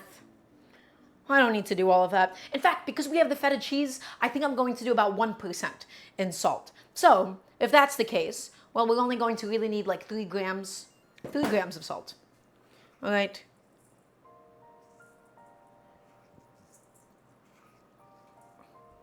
That's definitely not enough salt. I'm going to do that again. Okay, excellent. So, beef, salt, feta cheese, sumac, red pepper. Everybody, when I say you want to whip this meat, you want to whip it. You want to put on a glove and you want to thoroughly, heavily mix it. And as soon as you're done, we're going to chill it off as soon as possible too. Okay? We chill it off a little bit before we actually begin shaping it. So, take it. And we're going to take everything and we're going to knead it inside. And we're going to knead it inside. And we want to move fast. Okay? You want to move fast. You don't want to melt the fat on the ground beef. You just want to go. You want to get it all mixed in. You want to get it all mixed in, everybody. Again, for today, I'm going for something tough. I'm looking for something bouncy, intentionally chewy, right? Usually for meatballs, that is not seen as desirable. So really mix it. Really mix it. Really mix it.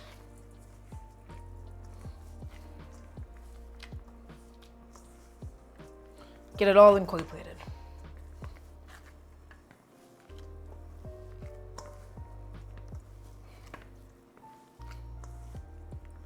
There you go. Ugh. Get it properly incorporated, punch it down, and just keep going. Well, it's koftetas versus meatballs, but panic stasis. Today is not even actually like, well, it might be koftetas, but this one is more so inspired by something like an Adana kebab. The specific texture that I have envisioned for myself.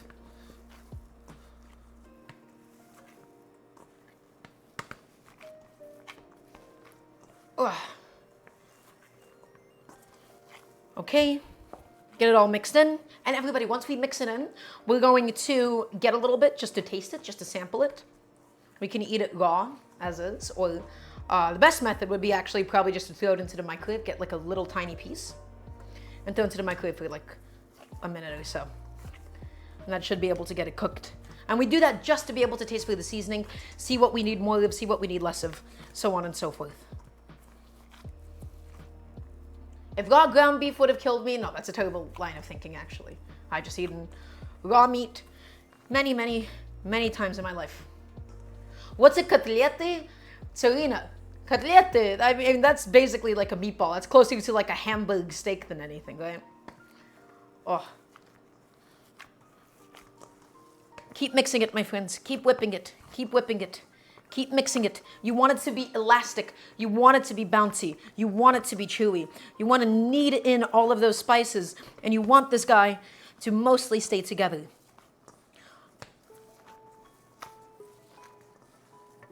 There she is. There she is. There she is. I'm going to get a little tiny splash of water in here, my friends.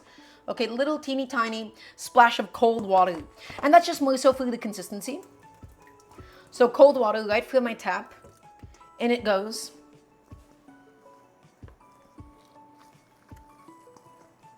Just for us to be able to yield our desired consistency and to help cool everything down. Shark Dog, thank you for stopping by. It was lovely to have you here. Whip it, my friends.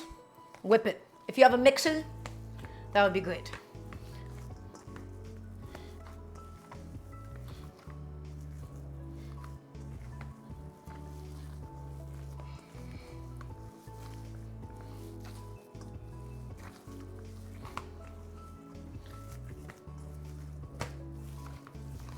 There it is. Oh, it is a lot of work. A sand mixer would heat it up a little bit, panic stasis, but some ice cold water would help to level everything out. Okay.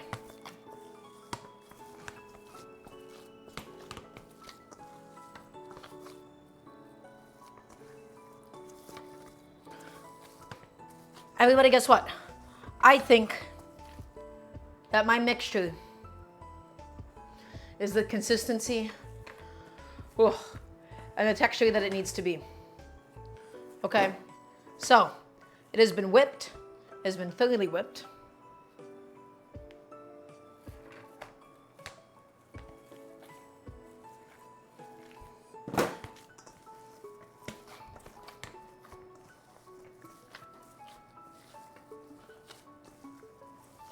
Maybe a few more little folds, just like so. And so, all that I'm going to go ahead and do, guys, I'm going to get a little patty of it. I'm going to put it onto a plate, and I'm going to microwave it for a minute or so. Just a nice, super, super thin patty, because my only goal now is I just want to make sure that my seasoning is right. I want to make sure that my seasoning is perfect, it's all set and all ready to go. I'm going to take a little piece of it, microwave it, and then we can go ahead and adjust as needed. And for something that thin, a minute or two in the microwave would be all that it takes. In the meantime, everybody, this guy right here, I'm going to just throw him into the fridge. just as is, so that we can go ahead and keep him cold and keep him nice and chilled until we're all ready to go ahead and cook him.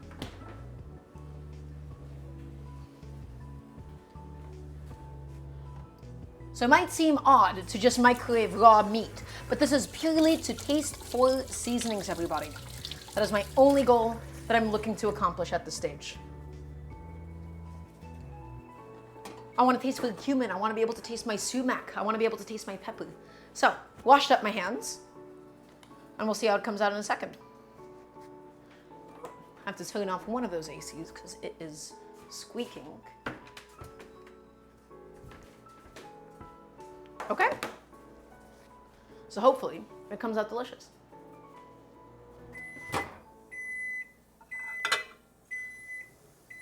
Everybody, if you remember the size of the patty that we did, it has significantly shrunken down. It is a lot smaller than it was before. It's also completely and totally stuck to my plate. That's okay. That happens. It is just meat on a plate right now. There you go. I think I definitely overcooked mine to death. So it's going to be a little bit difficult to ascertain how it is. Definitely heavily, heavily cooked, this guy.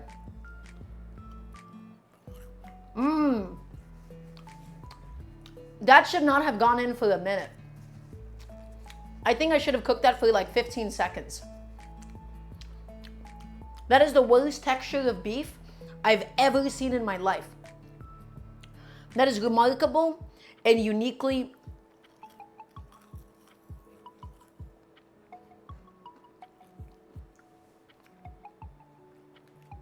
I think I've really outdone myself on how bad the texture is. We're going to microwave it for 20 seconds this time. Not this length of time. That was ridiculous of me to do that, I think. Okay, everybody, part two, take two. I'm going to grab another little teeny tiny meatball. And instead of, you know, a minute, we'll do 20 seconds. Maybe it's time to dirty a pan. Oh, I know, I just really don't want to. 20 seconds. That's gonna be enough. That's gonna be plenty. If it's raw and I die, well, then I would have died doing something that I loved, which is eating meat.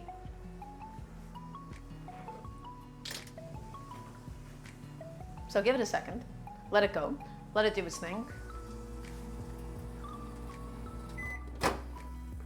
Okay, I think that is a much more pleasing texture this time around, at least, relatively speaking. Wow, yeah, that is, guys, that is night and day. Okay. That's a lot better.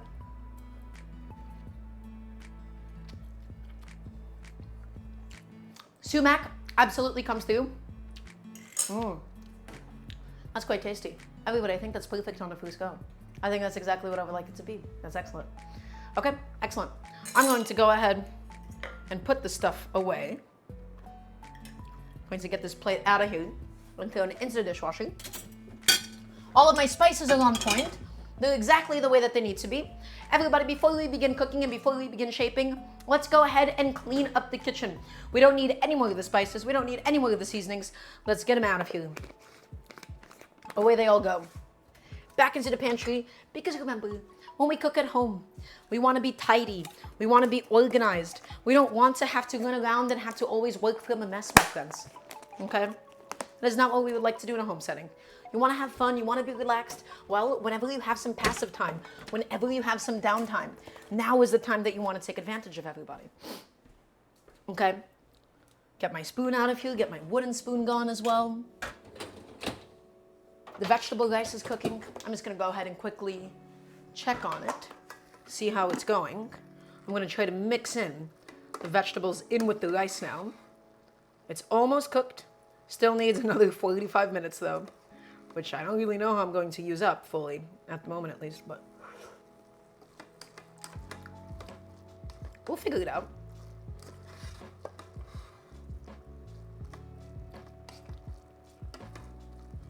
Okay, my rice cooker vegetables, they all got mixed back up. They're going to go back in there and cook for a little bit longer. Oh, everybody, how's everybody doing? Is everybody still watching? Is everybody still following along with today? I hope you're all enjoying the show so far. I'm just cleaning up, getting stuff ready for the next stage, for the next episode. Well, not the next episode. You know what I mean.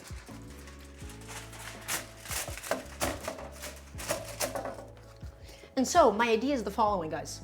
I want to really, really quickly char it. I want to roast this kofte. I want it to be nice and properly caramelized. I want it to be nice and juicy, nice and freshly cooked. And I'm really excited about that. So I'm going to be broiling it today. I'm going to be broiling it. It's going to really quickly cook the top element of it through some radiation, through radiative cooking and not directly in contact with the metal. And it'll be perfect. It'll be delicious. Okay, in order to achieve that, what do we actually need to happen?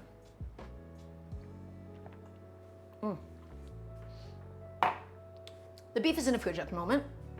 We need to shape it the way that we would like. And I'm also going to show you how I'm gonna go ahead and set up my station. So, everybody come to the stove. I have a little sheet tray. And what I would like to do is the following. I want to cook this on one of these bad boys. I want to cook it all over a wire rack, my friends. The reason why I want to do so, okay, it is going to stop the bottom of it from being completely submerged in its own liquid. All of the juices, all the fat, all of it is just going to go ahead and drip down onto the lower tray, okay? Otherwise, if we were just to cook it onto a flat surface, it would just boil and steam in all of its own juices, and it's not going to properly brown. Next, I'm going to grab just a nice neutral cooking oil, right? In my case, I'm going to be using some canola oil, and we're just going to brush the grates of this so that the meat does not end up sticking. So, if I can find a pastry brush, please and thank you. That would be nice. Excellent.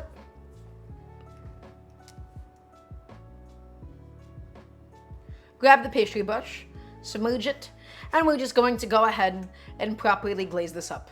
The meat itself is going to have plenty of fat, but this is really just going to help it to not stick to the grates. All right, one last little drop going in. And it's going to go quite a long way, everybody. Okay, oiled up, all ready to go for today. Aluminum foil is tilted, it's bugging your symmetrical senses. I see, I'm sorry to hear that here on Hallows. I hope you're gonna be okay. I hope that you'll make it out okay, out of this one. Okay, so what do we gotta do? We gotta shape it. Let's shape it. Let's make some really beautiful kofte. And so, for today, everybody, the actual width of it is going to be quite important. Okay? If we make these too thick, what's going to end up happening is we're going to overcook and dry out the outside before the inside of it gets done. If we make it too thin, we're never going to be able to get a proper crust. We're never going to be able to get it properly cooked. Okay? So, I'm going to be using one of my favorite kitchen tools to help measure out how much we want each one to be, okay? And I'm going to say 2 of these lovely cookie scoops. Guys, I love my cookie scoop. If you don't own a cookie scoop, you are quite frankly making a mistake. It is one of my favorite kitchen tools of all time, okay? So, in fact, I think I'm gonna put on some gloves for this stage at least. So yeah, the reality is the following. My rice, it's not gonna get done in time. It is mostly cooked. It's still just like a little bit too wet inside of the pot. I'll serve it, I'll plate it, I'll take a picture of it, and it's still just going to cook a little bit longer, okay? And I'll show you how to do all that. It'll be the last thing that we do today. You don't own a cookie scoop? Well, guess what, G-Spent? You can always use something like a tablespoon. Also, everybody, I know that I'm a little bit off today, but if you would like to support the cooking show, if you'd like to help to directly financially support the stream, you can type in exclamation mark Patreon. Patreon is the best way to directly financially support the show. My goal is to be able to go full-time one day, and so any and all support there would be really appreciated. The amount of mistakes I've made in my time and still making, yeah, Shy Chica, everybody's always going to make mistakes when you cook. Everybody, it's inevitable. Okay, so I'm going to shape these out. I'm going to do, let's see, how do I want to do these? So remember, everybody, as you cook them, they are going to seize up on themselves a little bit, okay? So they're going to get a little bit fatter and they're going to really, really curl up. So that's why, in my case today, I'm going for a patty that's slightly too thin. Live Jelly, I'm doing well. I hope you're doing well as well.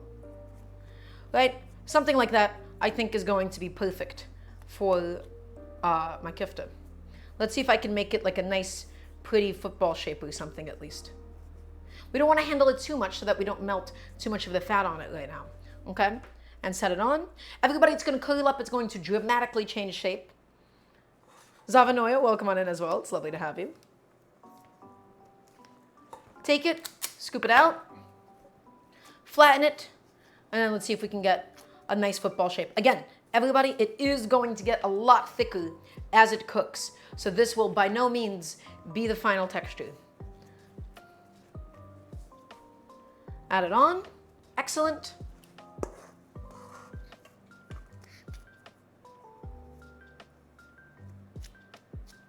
Okay. Take it. Flatten it. Nice little football shape. Something like that. And it'll be perfect. And we want to make sure that we're giving them all a good amount of space from one another. I should be able to fit 6 at a time through this one today. Well, I'm glad that you find it calming. I'm glad that you find this enjoyable. Scoop it out. Here we go. Perfect.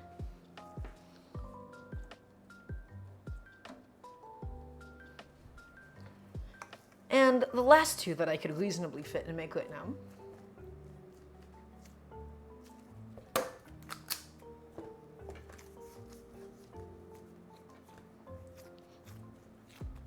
Flatten it and shape it.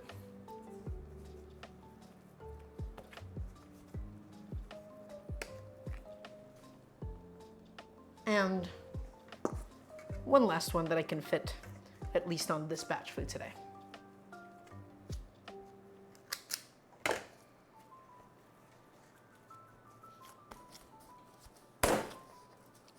Like that.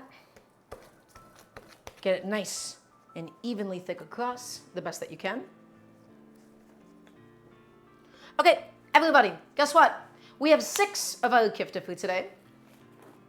All of them set, all of them ready to go. I am going to go ahead and just shape a few more and just put them into my fridge just as it is, just so that I can go ahead and cook them up later on.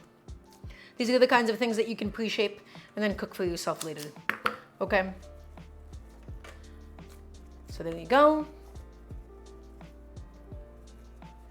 Lovely. And then I should be able to make 2 more with all the ones that I have left over.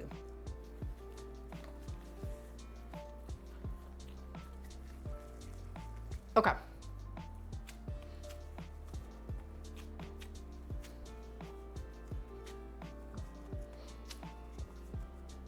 Everybody, guess what? All of my meatball mixture is done. All of it is all set. All of it is ready to go. I'm going to go ahead and just quickly clean up. I'm going to get rid of my cookie scoop. I'm going to get rid of all the stuff that we no longer need for today. And I'm going to get the other guys thrown onto a little plate and put it into the fridge for safekeeping.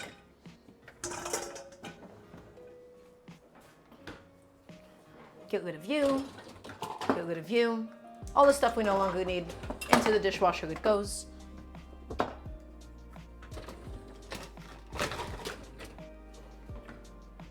And I'll grab a nice little plate. Let me just quickly get rid of these guys.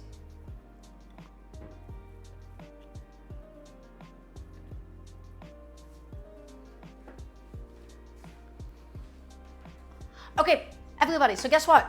We are basically done with all of the components for today. The sauce is made, the rice is still cooking, the red onions are marinating. So, all that we really have left to do is just to go ahead and clean up and actually cook these. So, how do we even go about cooking the kofte? So there's a few methods that we can do. We could theoretically just sear these on a pan, like we would a patty, like we would a meatball. But the issue is the following. These guys are going to curl up and they're going to dramatically change texture. In order to get it to evenly cook on a direct, flat surface, it would be incredibly, incredibly difficult. Traditionally, a doner kebab would be something that you grill. You grill it and it doesn't cook on the grates. By the way, everybody, really huge misconception when it comes to grilling. People think that the food sears on the grates, but the reality is you want it to cook through like the coals or the gas below it. It's not about actually heating up the metal, it is about heating up the air around it. Similarly, I'm gonna be using my broiler for today. Okay, so not exactly a grill, not exactly going to produce the same kind of smokiness that you could get on like a nice charcoal grill or something, but it's still gonna be delicious and it's still gonna be excellent. Okay, so I'm getting rid of my bench scraper, I'm putting things away, I'm putting them into the fridge, and then we can go ahead and wash off the cutting board and slowly begin thinking about assembly. Chef, do you ever have bad kitchen days when nothing works out? So Sunny Peach Crush, I did when I was younger. Nowadays, I definitely have days where things don't work out, but I still am able to make everything mostly taste delicious. I didn't really mean that as a brag, but just as like a matter-of-fact statement, as over time it does go away. You know, this fear of making something completely inedible. It's almost impossible to make something completely inedible at home. Once you've been cooking for long enough, that is. So, that's it. That's ready to go. These are gonna get nice and charred. And everybody, the goal is to cook these as quickly as possible. We don't want these to dry out. We don't want these to become too chewy. We don't want them to become tough. We want them to be moist. We want them to be tender. We want them to be delicious. And that's exactly what we're going to get. We're going to assemble a beautiful plate with some rice, with some sauce, some thinly shaved red onions that we're marinating beforehand as well. And it's all gonna be really lovely and really delicious. So, my broiler, it's getting really nice and hot. It should already be quite heated up at this point. Everybody, I'm gonna stick it in and let it char. I'm gonna put it in for just a few minutes on each side at a time. Again, there is no exact amount of time that these are going to take to cook today, okay? It really, really depends on the strength of your broiler. It depends how close it is to the broiler. It depends on how much moisture there is. There's a lot of factors. What I'm mostly looking for is I'm looking for a nice caramelization on the crust. I'm looking for it to seize up on itself. I'm looking for it to curl up. And then we'll flip it over. In total, it should not take more than 10 minutes. Okay? So, while that's happening, what can we do in the meantime? Well, I have some unfortunate news. The answer is cleaning. I know it's not that exciting. I know it's not that glamorous. But again, if my goal is to get you guys excited about cooking at home, I need to show you how to make cleaning as painless as possible. So I'm gonna clean off my knife, I'm gonna clean off my cutting board, and then we can begin getting everything out that we need to assemble for today.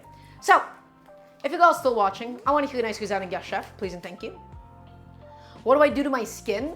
Sunny Peach Kush, good question. At night, I have a routine with a face wash.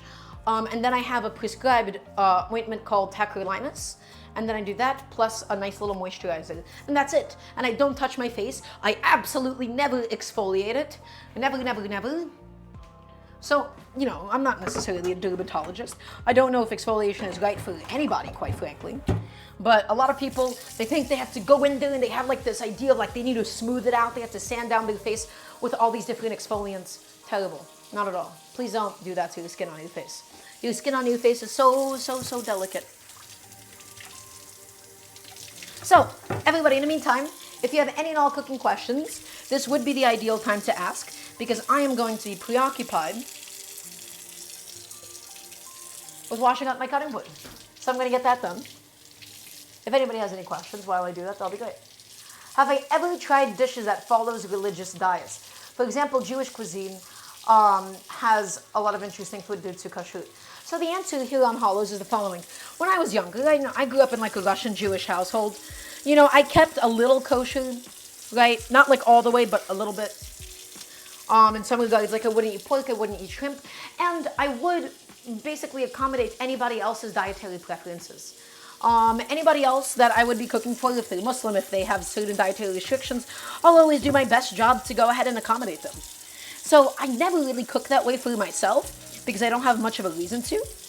Like those are not artificial restrictions I ever feel like I need to place upon me, right? But if it's to accommodate somebody else, of course, I'll be really happy to.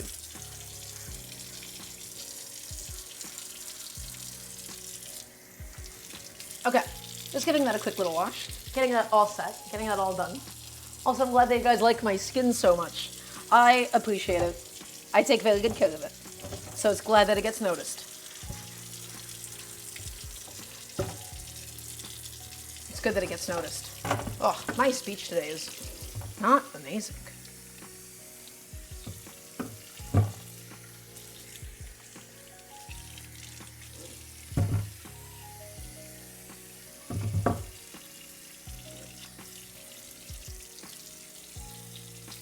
Okay, I think my cutting board is washed. I think it's all set. It's all done with. How long have I been cooking? Oh, Live Jelly, the answer is for 14 years. I've been cooking since I was 7 years old. And why would I want to broadcast that as opposed to working at a restaurant or being a personal chef? So those are all really good questions. The answer why I am not interested, in being a private chef is just mostly because I don't feel like it really benefits people en masse. I have a lot of criticisms of the restaurant industry. 95% of restaurants are industry, right? They're run by people that are mostly just trying to go ahead and do a job. And the people that own it, and the people that own those restaurants are these restaurant groups that are just trying to go ahead and make money. The reason why I want to go ahead and broadcast it is because, first of all, I love being on camera. Excuse me. I love being on camera. I love being on a live setting. And the thing I'm most passionate about ultimately is teaching. It is a very strong philosophical belief of mine that there is no point to an art form that lives and dies with you. My idea is the following. I've been cooking for a very long time. I know what it means to really understand food, and I want to help people get excited about food, especially because a lot of people don't have amazing relationships with both cooking and eating. I want to be able to teach people what I think is the right way to cook at home, how to really understand it, because I have the knowledge, and I think that's the best application of that knowledge at this point in my life. That's the best thing that I can go ahead and do with it. So that'll be my answer for you. That's why I've chosen the path that I have. You said you're a cooking teacher. Is that for a school or a private class? Figurative. I work for a nonprofit for adults and teens with special needs, and I'm a cooking teacher there. That's where I work as one. Okay, so in the meantime, I'm going to go ahead and look at my kofte. All right? They're beginning to cook, they're beginning to seize up a little bit. I didn't get an aggressive amount of caramelization, everybody, but now is going to be a good time to flip it. Again, we would get ideal caramelization if we were cooking on an outdoor range, if we had a lot more control over the kind of grill that I'm using. Alas, I am cooking at home. All I really have access to is a broiler. So I'm gonna go ahead and flip these bad boys over. I'm gonna go ahead and flip them. I'm gonna go ahead, whoop, hello. I'm gonna go ahead and flip them. The way that they're falling apart, that does tell me it's still quite undercooked on the inside. We don't want it to be super, super dense like a hockey puck, but meatballs that you make with no mix-ins, that's just meat, if you whip it enough, it will hold shape, it will hold together, right? Similar to a patty. So, everybody, I'm going to go ahead and get these bad boys back inside. I'm gonna get them back charring. And again, for these guys, they're so thin, they're so small. In total, this should not take a very long time at all. So, adding it in, adding it all the way to the back of the broiler, and letting it cook. Nice and simple, nice and easy. I want it freshly cooked. I want it juicy. I want it delicious, everybody. Okay? So, let's begin taking out my sauce and my red onions out of the fridge. Out they go. Thank you very much. Thank you very much.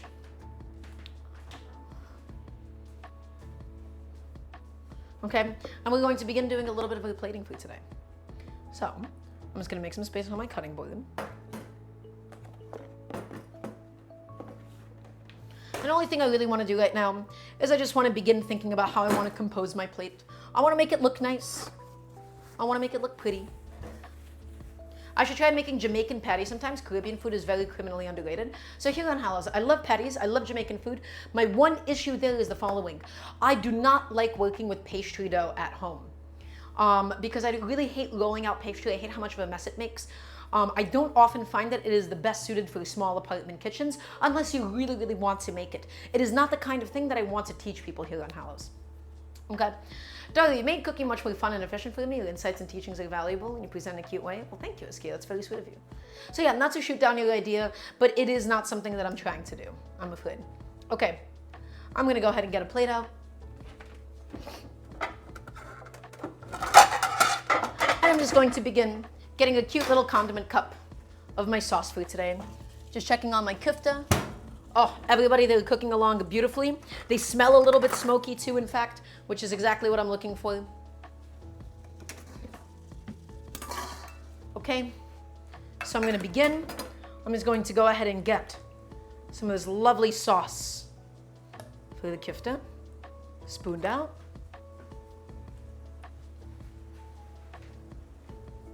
Oh, everybody, the kofte smell amazing at this point. The fat is hitting the top of the broiler. It is smoking up a little bit, and that is exactly what we want to see. That is exactly what I'm looking for. Okay, so I have some of my sauce on already. It's not the best illuminated for my overhead, but that's okay. I'm gonna go to the stove. And again, I think at this stage, they should be just about ready to go, everybody. Hold on. They've been cooking for a total of, I want to say somewhere like 8 minutes, 7 minutes or so. It does not need too much time, guys. Okay? They're super, super thin. It's a very hot environment, and now we can see it properly sizzling away. That is what I'm looking for. Okay.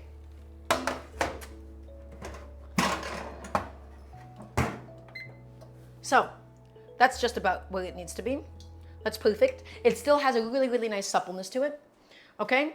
And I want to go ahead and probably just dig into one and see how it came out. Even when it's hot, even when it's not totally rested, I think I'm just going to have a nice little bite of one. Ooh, everybody, that looks excellent. That looks juicy. It's fatty. It's flavorful. It's a little bit smoky. Mmm. Mmm.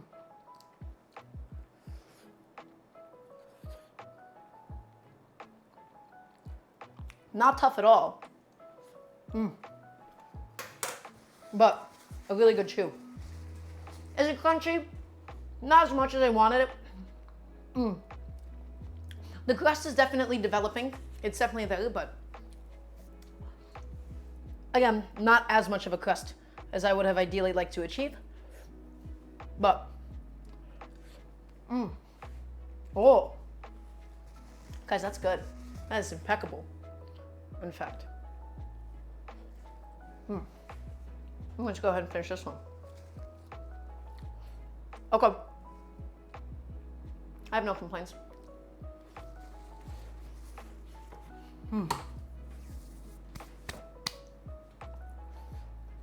Okay. That's enough eating. Guys, we have to plate. It is time for us to plate. So, here's what needs to happen. We need to go ahead and get the rice out, and we need to mix in some olive oil. Okay?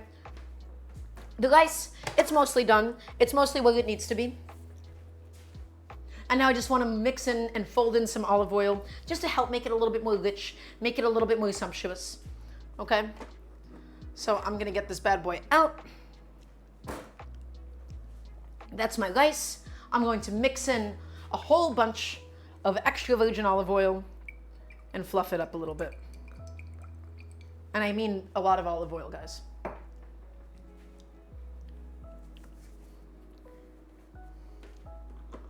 And it's got the peas. It has the squash inside of it. I'm just going to take it and really properly fluff it up all the way around. So guys, that looked like a lot of vegetables in the beginning, but guess what? It all ended up leveling out, didn't it? Mix it in. I think I had too much water in, but that's okay. Oh, guys. Guys, that is delicious. Guys, that is so good.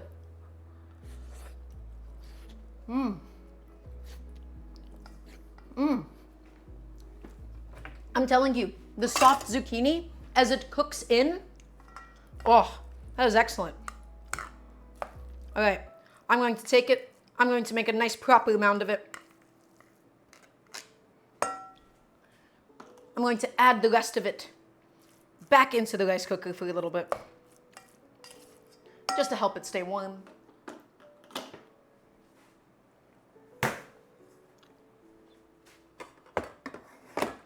Okay, we're going to go ahead and do, as always, the tackiest, the gimmickiest cooking technique of all, the flip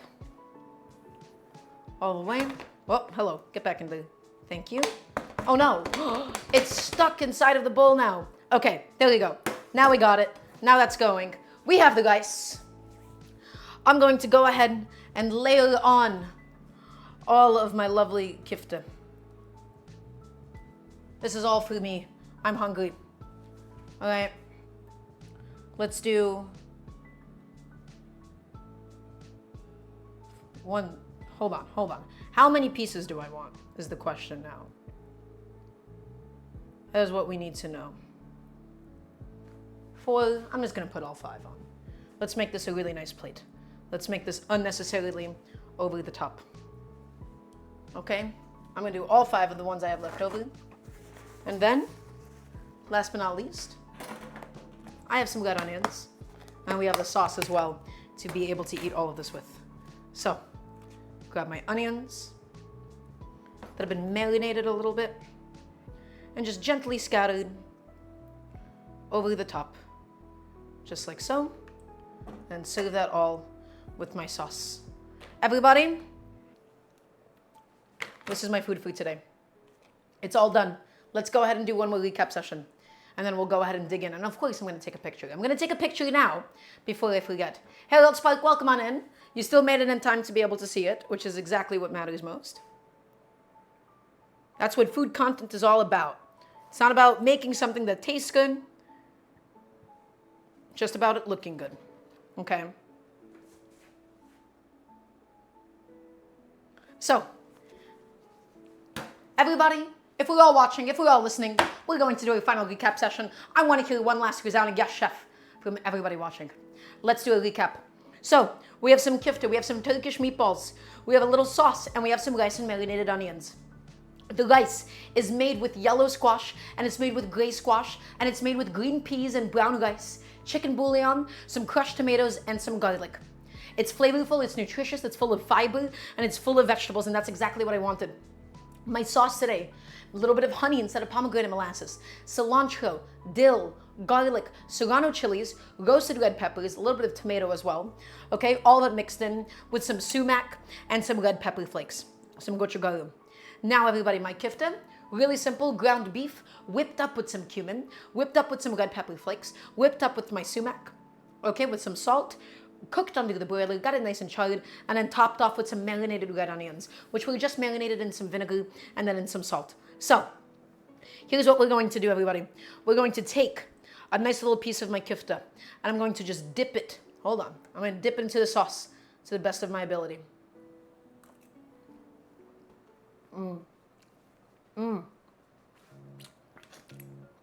Guys.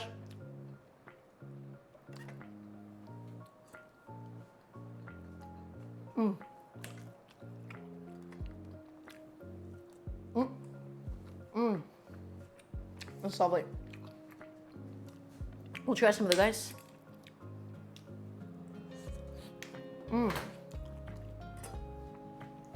Guys, let me tell you, the rice is a sleeper. The rice is the real sleeper hit here.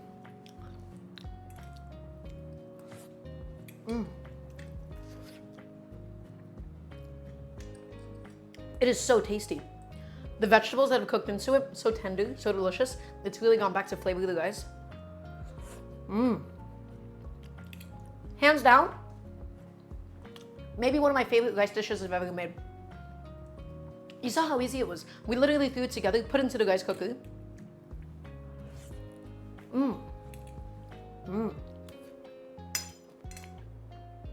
And so much of the volume in here is all of those vegetables. Wow.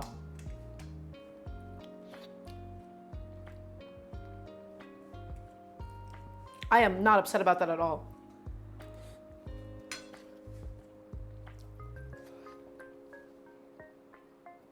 Everybody, rice dishes do not need to be too complicated. You saw how easy that was. Brown rice, in it goes. All the vegetables, in it goes, and it all cooked together. And it is impeccable. It is so delicious, you could probably even eat it on its own. Have some of the sauce with my kofte.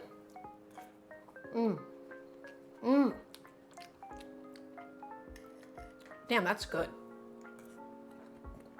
Well, I'm happy. I'm satisfied.